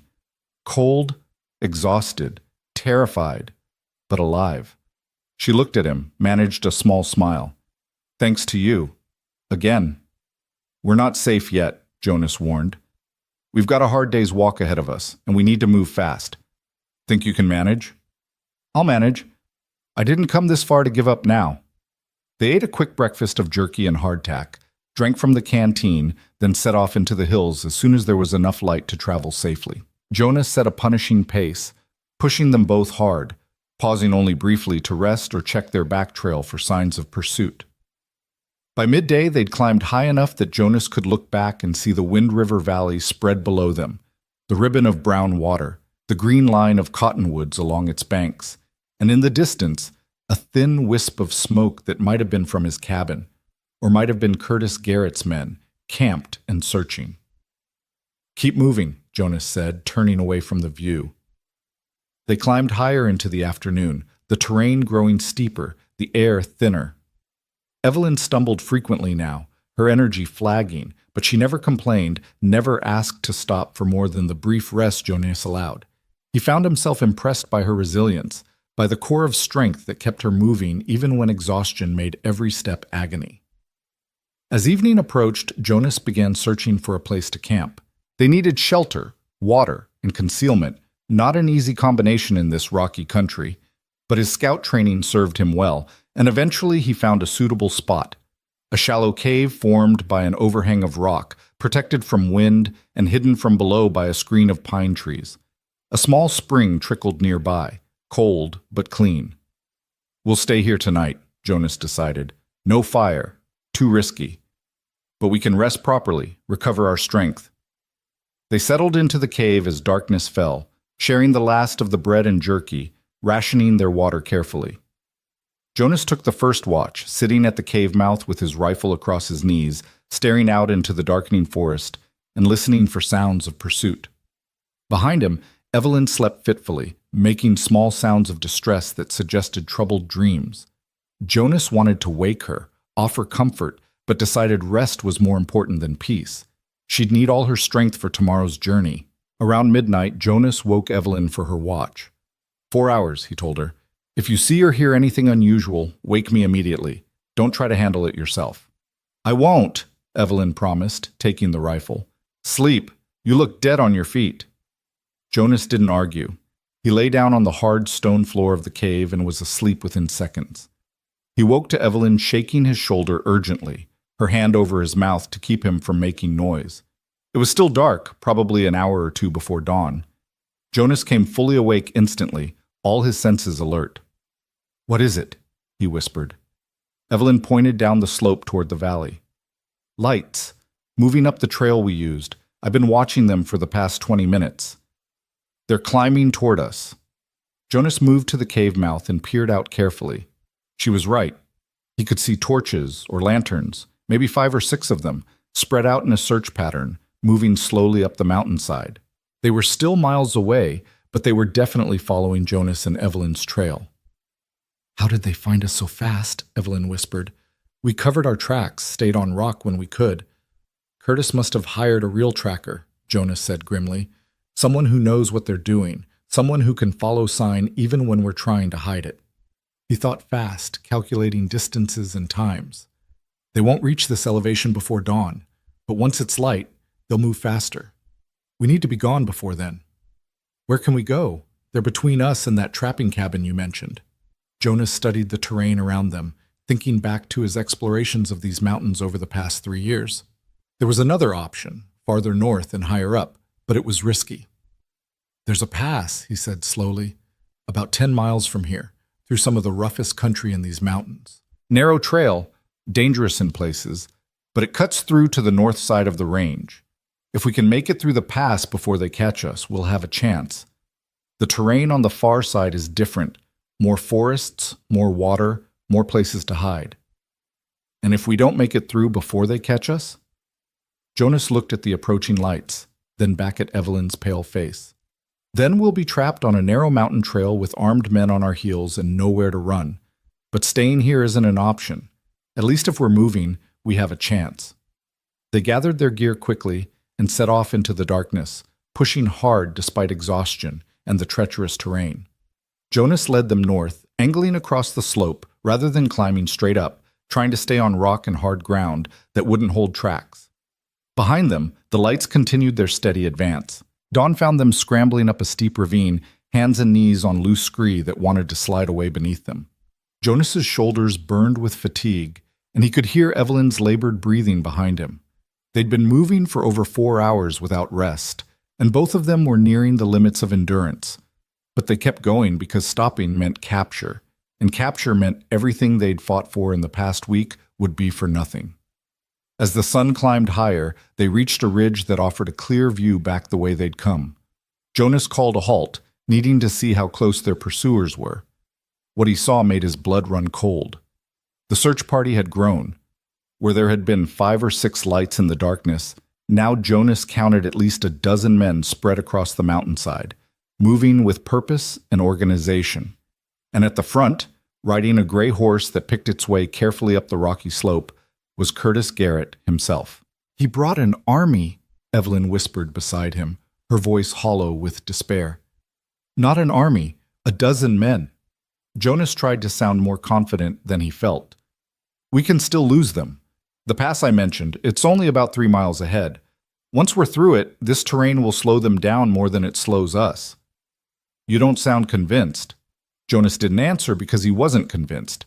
Curtis had brought trackers and hunters, men who knew these mountains probably better than Jonas did, and they were on horseback for as long as the terrain allowed it, which meant they could cover ground faster when the slope permitted. But what choice did they have except to keep running? They descended from the ridge and pushed on, climbing steadily now as the land tilted upward toward the high pass. The terrain grew progressively more difficult, loose rock that shifted underfoot, patches of old snow in the shadows, exposed sections where a misstep would send you tumbling hundreds of feet down sheer slopes. Around noon, as they navigated a particularly treacherous stretch of trail, Jonas heard a sound that made him freeze. Gunfire. A single shot, echoing off the mountains, followed by a shout. "They've spotted us," he said. "Run, now." They ran, or as close to running as the terrain allowed, a stumbling, desperate scramble across loose rock and through stunted pines. Behind them, more shots rang out, the bullets striking stone and whining off into the distance. The shooters were too far away for accuracy, but that would change fast.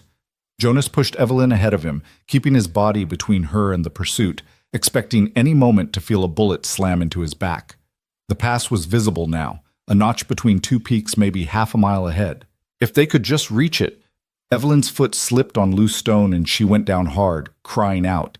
Jonas hauled her up immediately, but she couldn't put weight on her left ankle. She'd turned it badly, maybe broken it. "I can't," she gasped. Jonas, I can't run anymore. Jonas looked back.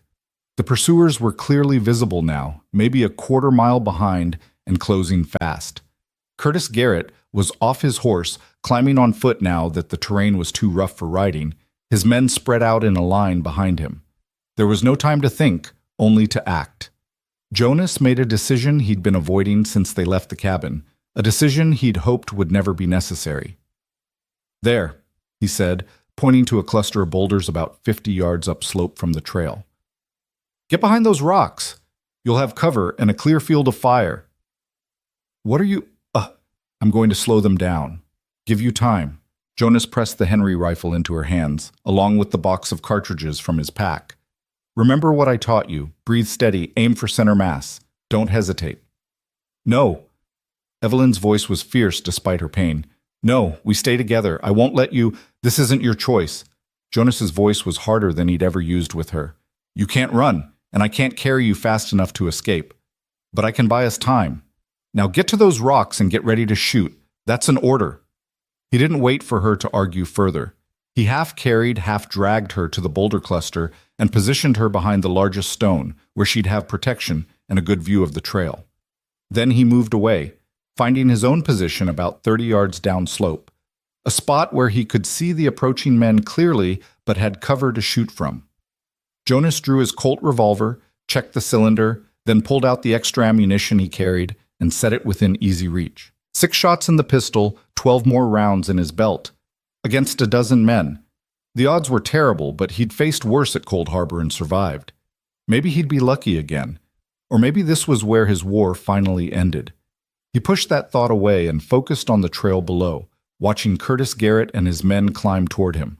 They were moving more cautiously now, having seen Jonas and Evelyn disappear into the rocks, knowing they were walking into a potential ambush. Smart of them. Made Jonas's job harder. When the lead man was about 50 yards away, Jonas shouted down to them, "That's far enough. Come any closer, and I start shooting." The men stopped, spreading out along the trail. Curtis Garrett pushed forward through them, standing in plain view, his arrogance or confidence making him careless. "Hale," he called up. "This is pointless. You're trapped up there, and we've got you outnumbered. Give us the woman, and you can walk away from this. I've got no quarrel with you." "The woman's not mine to give," Jonas shouted back. "She's her own person, and she doesn't want to go with you, so I guess we're at an impasse." Curtis laughed, the sound carrying clear in the thin mountain air. "An impasse? That's one word for it. Here's another word. Dead. You're dead, Hale, and so is she. You're just delaying the inevitable. So let me make you one last offer. Send her down now, and I'll let you live. Hell, I'll even pay you for your trouble. Say, $100 for keeping her safe this past week. That's fair, isn't it?" Jonas didn't bother responding. Curtis was stalling, giving his men time to spread out to flank Jonas's position. Jonas caught movement on his left, 2 men trying to circle around through the rocks. He fired twice, fast, not trying for killing shots, but making them dive for cover and stopping their advance. "Guess that's a no," Curtis shouted. "All right then, we do this the hard way. Boys, take them. Take." The shooting started in earnest then, a ragged volley from the men below. Bullets struck the rock Jonas sheltered behind, sending chips of stone flying. He returned fire methodically, making every shot count, forcing the attackers to keep their heads down. From upslope, he heard the crack of the Henry rifle. Evelyn was shooting too, and from the sound of it, hitting what she aimed at. Jonas allowed himself a grim smile. She'd learned well. The firefight settled into a pattern. The attackers advancing when they thought they had covering fire, Jonas and Evelyn driving them back whenever they got too close. Minutes stretched into an hour. Jonas's ammunition dwindled, 4 rounds left in the Colt, 6 in his belt, and the attackers weren't giving up. Worse, they were learning. 3 men had worked their way around to Jonas's right, using a ravine he couldn't see into for cover. By the time Jonas spotted them, they were almost on top of his position. He fired his last 4 rounds in rapid succession, hitting 1 man in the shoulder and driving the other 2 back, then rolled away from his cover position as a return fire chewed up the rock where he'd been. His revolver was empty now, no time to reload. Jonas drew his knife and prepared to fight hand to hand if necessary. But before the attackers could close in, the Henry rifle cracked 3 times from Evelyn's position, fast and accurate. The two remaining flankers went down, one clutching his leg, the other not moving. Jonas used the respite to reload the Colt with shaking hands, his last 6 cartridges sliding into the cylinder. 6 shots left. Against how many men? He'd counted at least 3 down, wounded or dead, but that left 9 still active. 9 against 2, and Jonas didn't know how much ammunition Evelyn had left. "Jonas!" Her voice carried down from the rocks, tight with fear.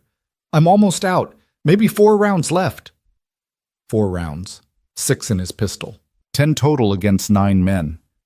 The mathematics of violence had never been Jonas's friend. Curtis Garrett called up again, his voice strained now, angry. "You're done, Hale, you hear me? Done! My men are circling behind you right now. In 5 minutes you'll be surrounded. Last chance, surrender and live." Jonas looked at his position, at the terrain around him, and realized Curtis was right. There was no escape from here. The men were moving into position to surround them, and once that happened, it was over. He'd failed. After everything, the river rescue, the week of protection, the dangerous flight through the mountains, he'd failed to keep Evelyn safe. The rage that thought sparked in him was cold and focused. If he was going to die here, at least he could take Curtis Garrett with him. At least that bastard wouldn't get to claim Evelyn as property, wouldn't get to use and abuse her the way he'd planned. Jonas stood up from cover, fully exposed, and aimed his Colt directly at Curtis Garrett's chest. "You want her?" he shouted. "Come and take her yourself, you coward! Stop hiding behind your men and face me!" For a moment, everything went silent. Curtis stared up at Jonas, clearly not expecting this. Then, slowly, a smile spread across his face. "You know what?" Curtis called back. "I think I will." He started climbing toward Jonas, his own pistol drawn, his men holding their fire. This was going to be a duel then. Old-fashioned, stupid, and probably exactly what Curtis wanted, a chance to kill Jonas personally, to make an example of him. Jonas waited, his Colt steady, watching Curtis climb. 40 yards. 30.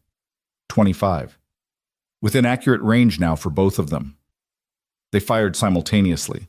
Jonas felt the bullet hit him before he heard the shot, a punch of impact in his left side just below the ribs, spinning him partially around. But he saw Curtis stagger too, saw blood bloom on the man's shoulder. Both hit, neither down. Jonas raised his pistol for a second shot, but his hand was shaking now, weakness spreading through his left side where Curtis's bullet had found him. He fired anyway, missed. Curtis fired back, and this round took Jonas in the chest, high on the right side. And suddenly Jonas was on his knees, not sure how he'd gotten there. He heard Evelyn screaming his name, heard the crack of the Henry rifle as she fired her last rounds, trying to cover him, heard Curtis Garrett's triumphant laugh as he advanced for the killing shot. Jonas tried to raise the Colt one more time, but his arm wouldn't obey. The pistol fell from nerveless fingers. He looked up at Curtis, standing over him now, pistol aimed at Jonas's head. "Should have taken my offer," Curtis said. "Should have walked away." "Go to hell," Jonas managed, blood on his lips. Curtis's finger tightened on the trigger. The shot that rang out didn't come from Curtis's pistol. It came from farther down the mountain, from behind Curtis's men, and it was followed immediately by a volley of rifle fire that sent the attackers diving for cover. Jonas, fading fast from blood loss, tried to understand what was happening. Through dimming vision, he saw riders emerging from the tree line below, a dozen men at least, all armed, all shooting at Curtis's crew. And at their head, Jonas recognized Sheriff Tom Miller, his face grim and determined. The firefight lasted maybe 2 minutes, Curtis's men realizing they were caught between two forces and choosing survival over loyalty. They scattered, running back down the mountain, leaving their wounded behind. Curtis himself fired one desperate shot at Miller, then turned and fled, clutching his wounded shoulder. Then Miller was climbing toward Jonas's position, shouting orders to his men, and everything was starting to fade to gray around the edges. Jonas heard Evelyn crying, felt her hands on his face, but couldn't quite bring her into focus. "Stay with me," she was saying, her voice breaking. "Jonas, please, stay with me. Don't you dare die. Don't you dare." "Sorry," Jonas whispered, though he wasn't sure what he was apologizing for. For getting shot, maybe.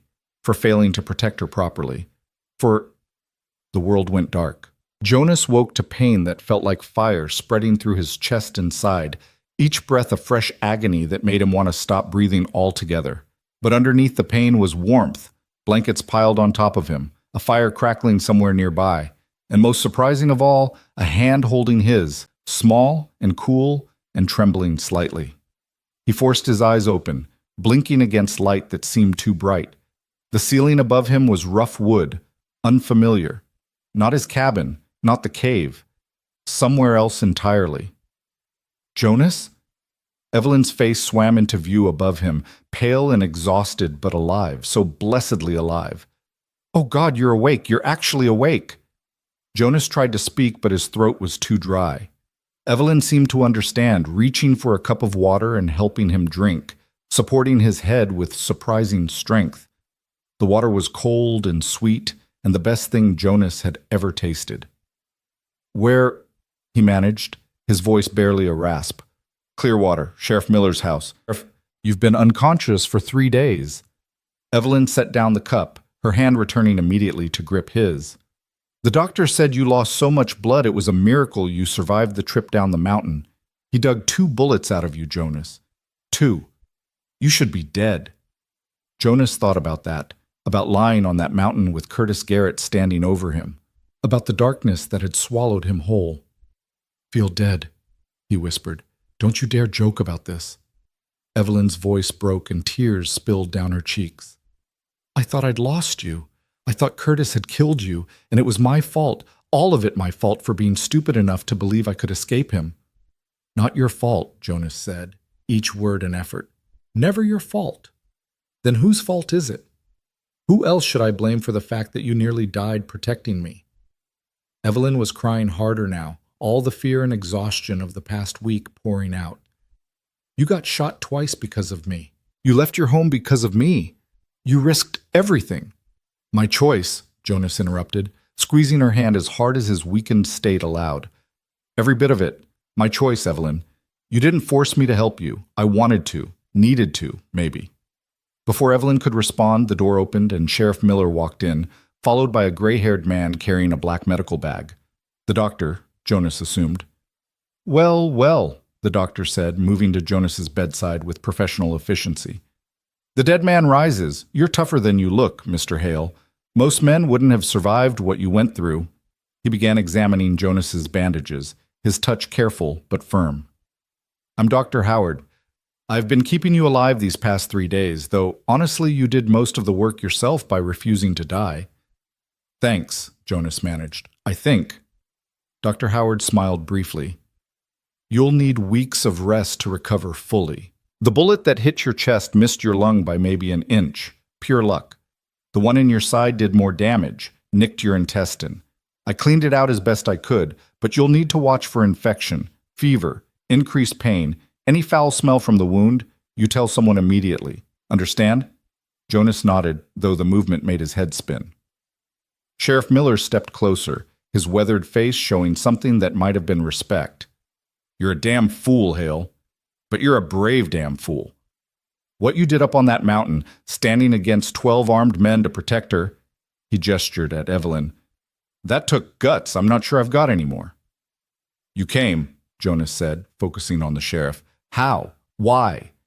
Miller pulled up a chair and sat down heavily, suddenly looking every one of his 50-some years. "After I left your cabin that morning, I got to thinking. Got to remembering things I'd seen Curtis Garrett do over the years. Ways he'd bent the law to suit himself. People he'd hurt who couldn't fight back. I'd looked the other way mostly. Told myself it wasn't my business as long as he wasn't breaking laws I had to enforce.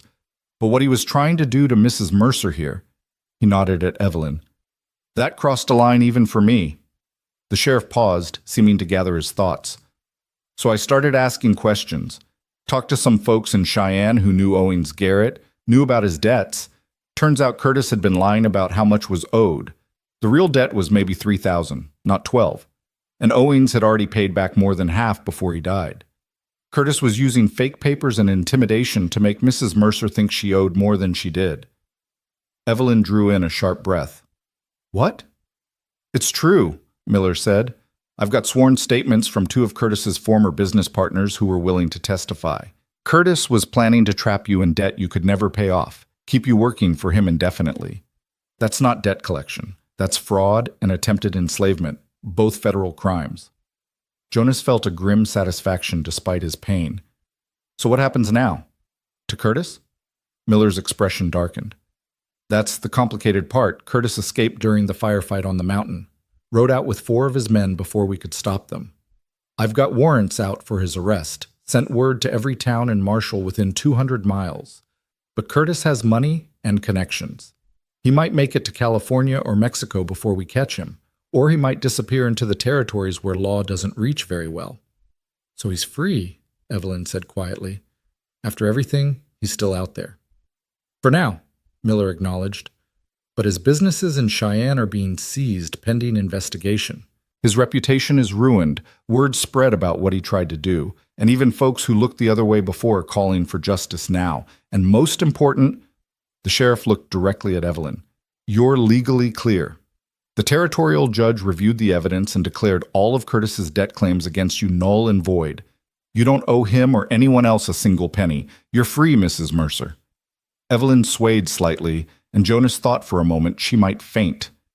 Dr. Howard moved to steady her, guiding her back into her chair. Free, she whispered. I'm actually free. Yes, ma'am, Miller said. And more than that, Curtis won't dare come after you now. He does. He'll be arrested on sight. The law's on your side for once.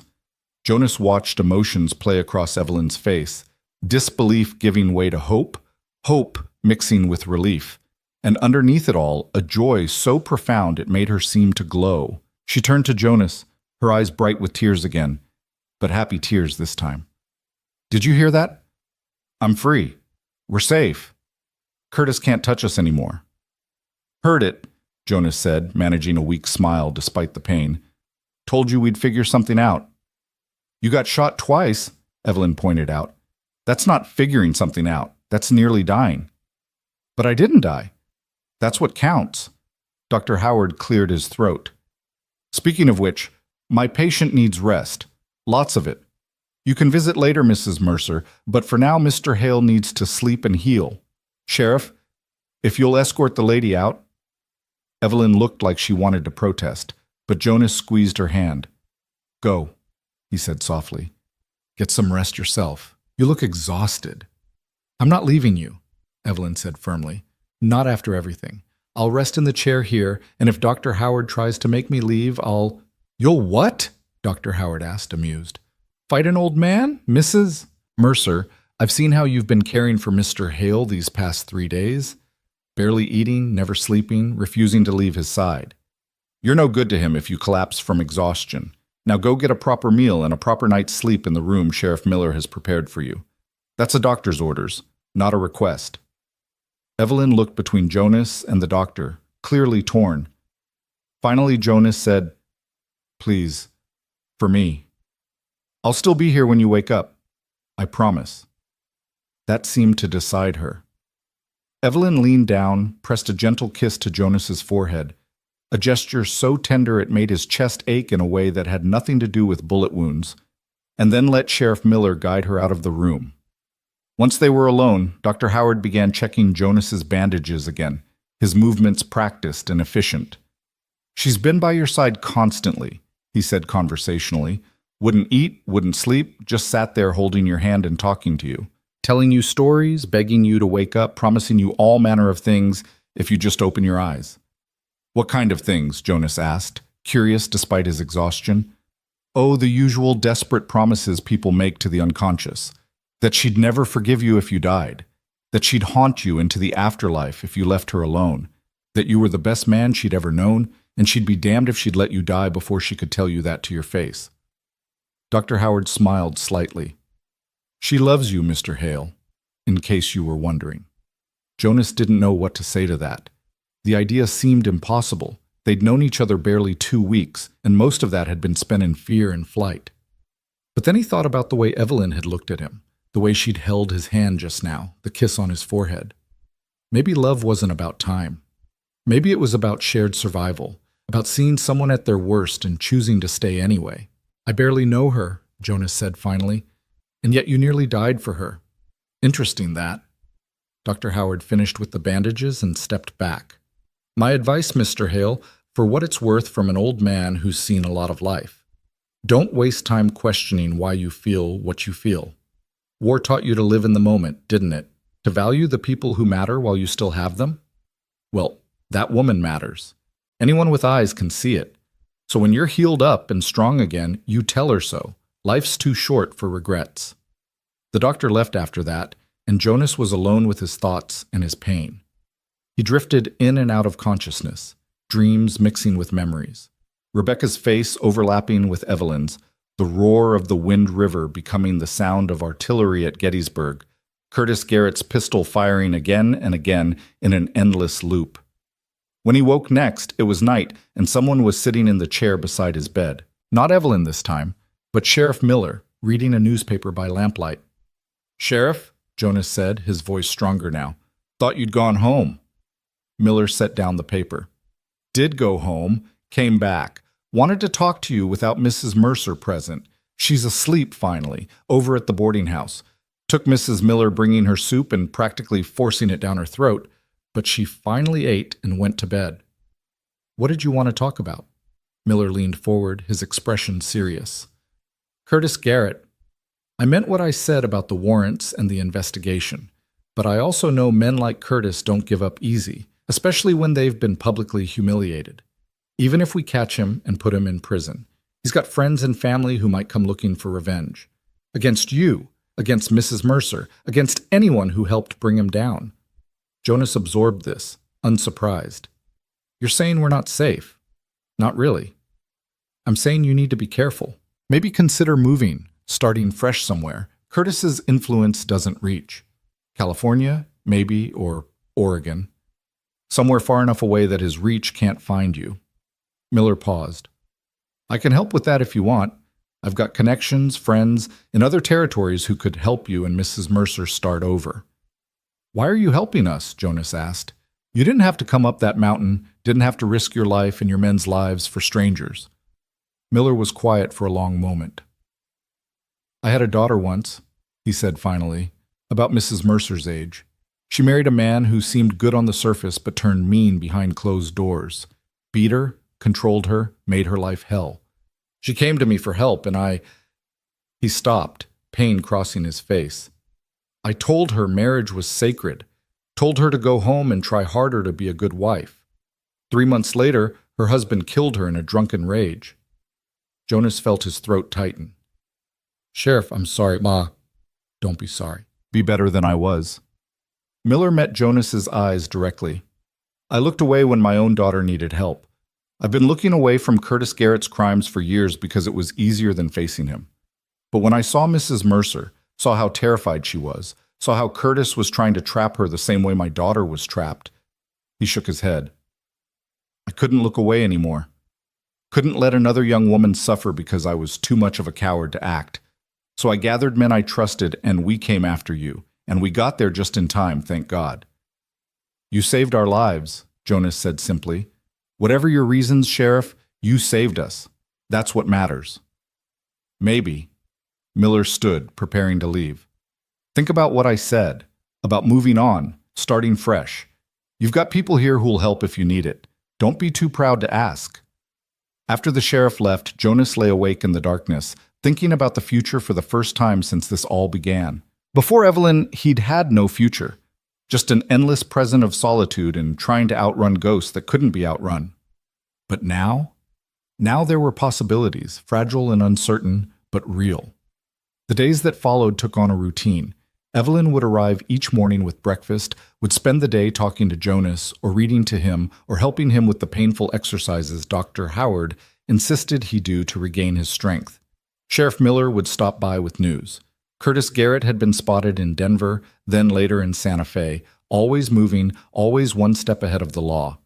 The men who'd followed Curtis up the mountain had been arrested, and 3 had agreed to testify against him in exchange for lighter sentences. 2 weeks after waking up, Jonas was finally strong enough to sit up without help, to walk a few steps around the room before exhaustion drove him back to bed.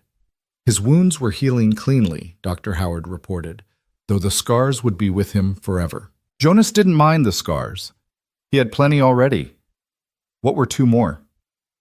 One evening, as Evelyn helped him back into bed after his exercises, Jonas caught her hand. "Stay," he said. "Sit with me. I want to talk." Evelyn settled into the chair she'd practically lived in for the past 2 weeks.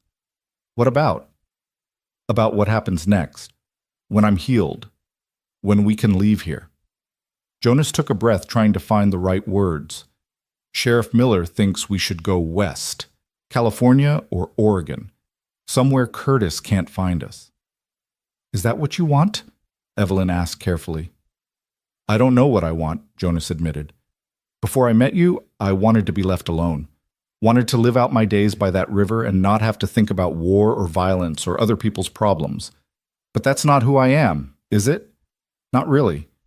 I'm someone who can't stand by when people need help. Someone who will always step in when cruelty crosses my path. Being alone didn't change that. Just made me lonely." Evelyn was watching him intently. "And now? Now I'm thinking maybe being alone was never the answer.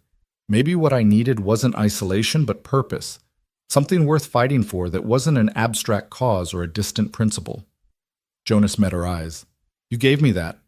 These past 2 weeks protecting you, standing against Curtis, that felt right in a way nothing's felt right since before the war. Like maybe all the violence I lived through, all the killing I did. Maybe it wasn't for nothing if it taught me how to protect someone who needed it." "Jonas," Evelyn's voice was thick with emotion.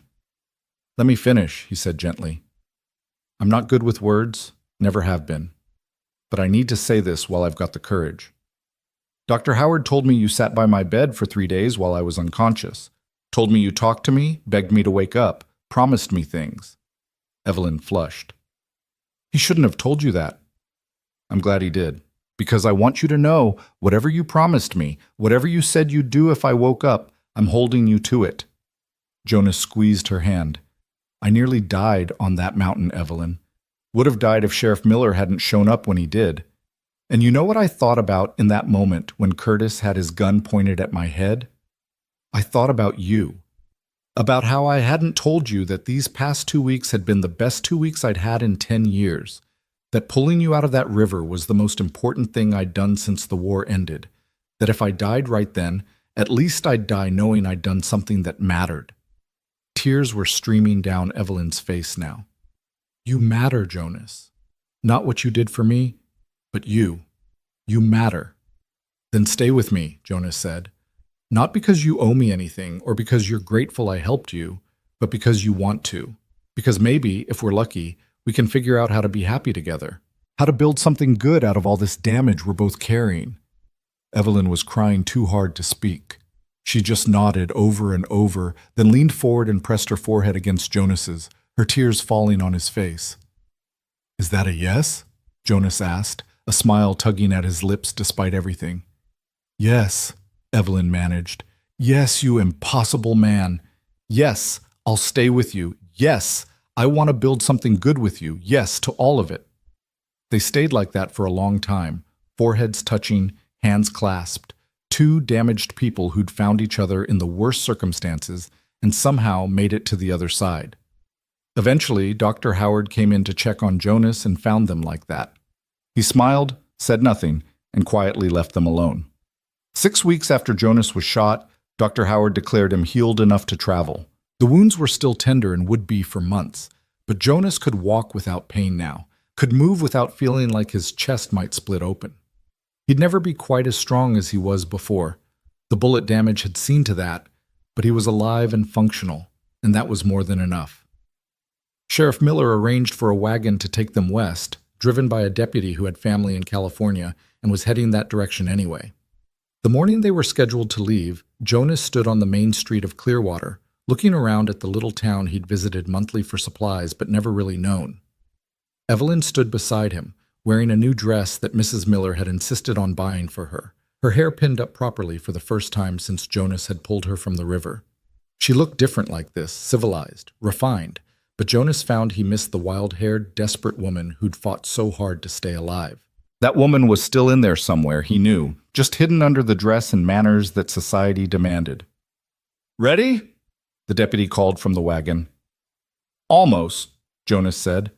He had one more thing to do. He walked to the small church at the edge of town, Evelyn following with a curious expression. Inside, they found Reverend Thompson preparing for Sunday services. "Mr. Hale, Mrs. Mercer," the Reverend greeted them.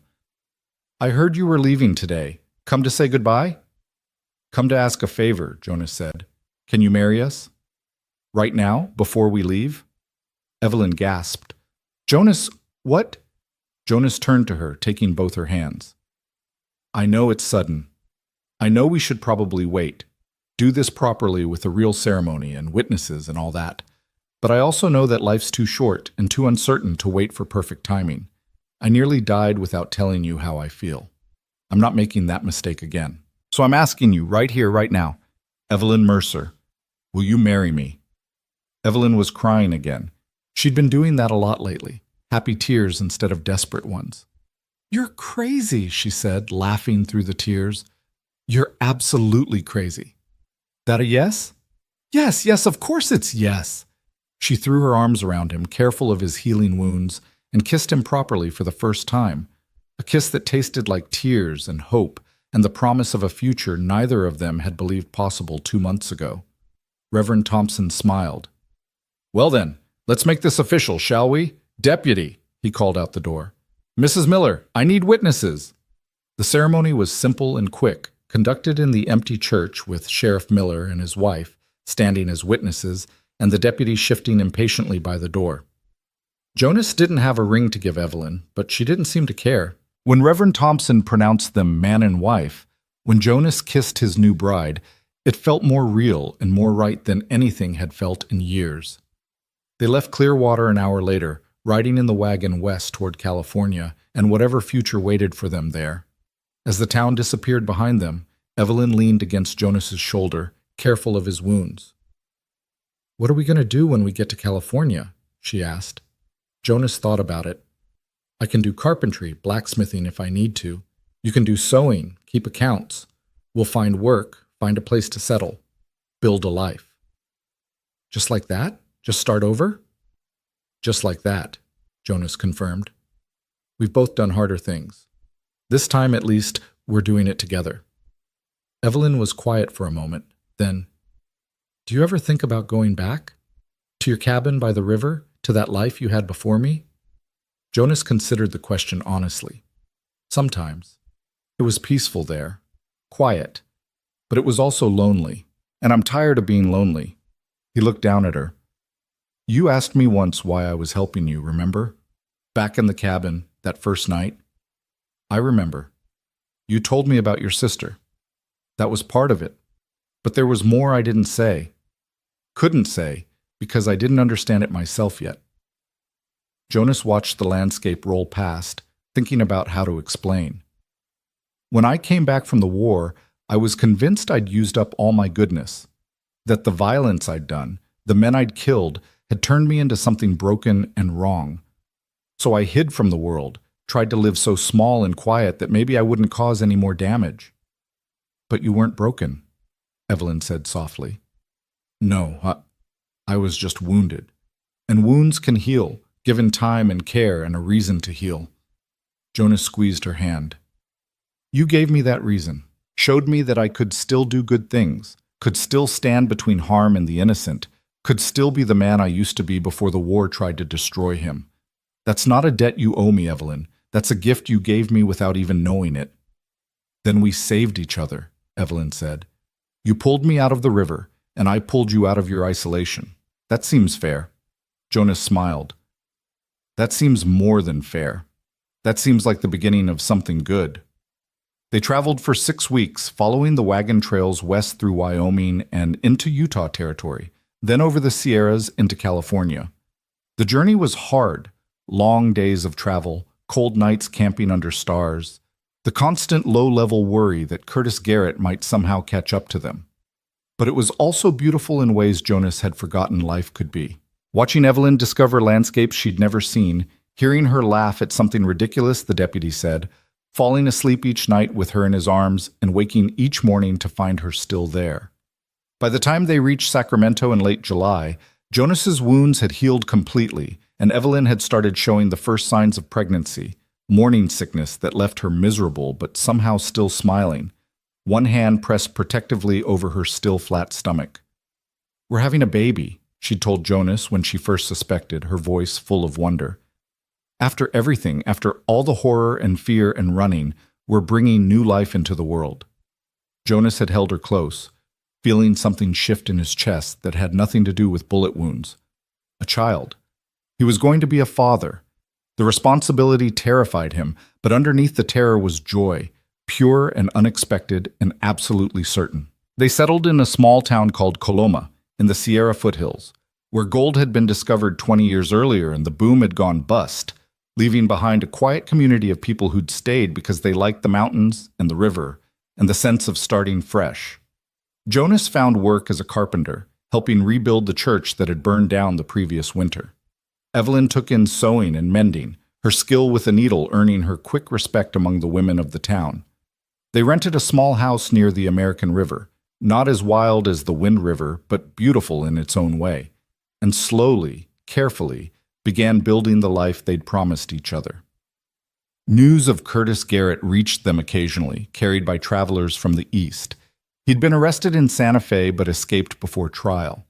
He'd been spotted in Denver, then later in San Francisco. Sheriff Miller wrote twice, letting them know that the investigation had concluded and the territorial judge had formally cleared Evelyn of all debt and suspicion. Curtis Garrett was wanted in 3 territories now for fraud, attempted murder, and half a dozen other charges. If he ever showed his face in Wyoming again, he'd be arrested on sight. But he never came looking for them. Whether he'd given up, whether he'd died somewhere in his running, or whether he'd simply decided 2 people in California weren't worth the trouble, Jonas never knew. He was just grateful that the threat finally faded into memory, became one more ghost among many. In November, as the first winter snows began to dust the higher peaks, Evelyn gave birth to a daughter. The labor was long and difficult, and Jonas spent it pacing outside the bedroom while the midwife worked, remembering every prayer he'd learned as a child and inventing new ones on the spot. When he finally heard the baby cry, strong and healthy and absolutely alive, Jonas sank to his knees in relief. The midwife brought the baby out wrapped in blankets, placed her in Jonas's arms with a smile. "Got yourself a fighter," she said. "This one came into the world ready to take it on." Jonas looked down at his daughter, impossibly small, with dark hair like her mother and gray eyes that might become any color, and felt his heart crack open in a way it never had before. This tiny creature, this perfect new life, trusted him completely, needed him completely. And for the first time since the war ended, Jonas felt truly ready for that responsibility. Evelyn named her Rebecca Grace, and Jonas cried when she told him, understanding the gift she was giving him, the chance to honor his sister's memory by raising a daughter who would know only love and protection, who would never doubt her worth or her right to safety. They stood together in the small house by the river, looking down at their sleeping daughter, and Jonas felt something he hadn't felt in over a decade. Peace. Not the false peace of isolation, but the real peace that came from purpose and love, and the simple, radical act of choosing hope over despair. "Are you happy?" Evelyn asked quietly, leaning into his side. Jonas thought about everything that had led to this moment, the war and its violence, Rebecca's death, the long years of isolation, the day he'd heard a scream and dove into the river without thinking, the week of fear and flight, the bullets and blood and near death on a Wyoming mountainside. All of it had been necessary, he realized, to bring him here. All of it had shaped him into someone who could appreciate what he had now. "Yes," he said simply. "I'm happy." "Good," Evelyn said, smiling up at him. "Because I have another question for you. The question I asked that first night in your cabin, remember? Only this time, I'm asking it different." Jonas remembered. "Will you stay if I undress?" She'd asked it out of desperation then, offering the only currency she'd thought she had, expecting nothing but exploitation in return. "I remember," he said. "What's the question now?" Evelyn's smile widened, her eyes bright with the same joy Jonas felt. "Will you stay? Not if I undress, not if I pay you, not if I give you anything except myself. Just, will you stay?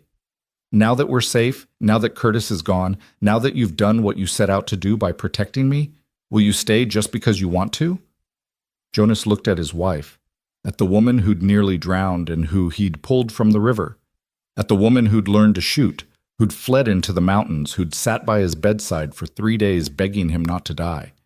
At the mother of his child, the person who'd given him back his purpose and his peace. At the woman who'd somehow, impossibly, taught him to believe in happiness again. "Yes," he said, pulling her close, careful of the sleeping baby between them. "I'll stay. Not just today or tomorrow, but forever. You're stuck with me now, Evelyn Hale. For better or worse, in California or wherever else life takes us. I'm staying." "Good," Evelyn whispered, standing on her toes to kiss him. "Because I wasn't going to let you leave anyway." Outside, the American river sang its way through the foothills, washing the world clean the way rivers always did, carrying away the old and making room for the new. Inside the small house, a family settled in for the night. A war veteran who'd learned that survival wasn't the same as living, a widow who'd fought for her freedom and won, and a baby girl who represented everything they'd both thought they'd lost forever: hope, future, and the simple revolutionary possibility that tomorrow might be better than today. The ghosts were still there, Rebecca and Owings and all the dead from the war, but they'd become quieter over time, fading into memory rather than haunting the present. Jonas would never forget them, would carry his scars and his guilt until the day he died. But he'd also learned, finally, that carrying darkness didn't mean you couldn't also carry light, that being damaged didn't make you unworthy of happiness, that sometimes the best way to honor the dead was to live well, to love fiercely, and to stand between cruelty and its victims whenever the opportunity arose. Jonas Hale had pulled a drowning woman from the Wind River on a spring day in 1874, and in doing so had saved not just her life but his own. They'd survived violence and pursuit, had crossed flooded rivers and fought on mountainsides, had faced death and somehow found their way to the other side. And now, in a small house in California with winter coming on and a baby sleeping peacefully between them, Jonas and Evelyn built something neither had thought possible, a future worth having, purchased not with money or debt, but with courage and trust, and the stubborn refusal to let cruelty win. The river that had nearly taken Evelyn's life now sang outside their window, a lullaby of water and stone, reminding them both that survival was only the beginning. The real story, the one worth telling, worth living, was everything that came after, and they had a lifetime to write it together.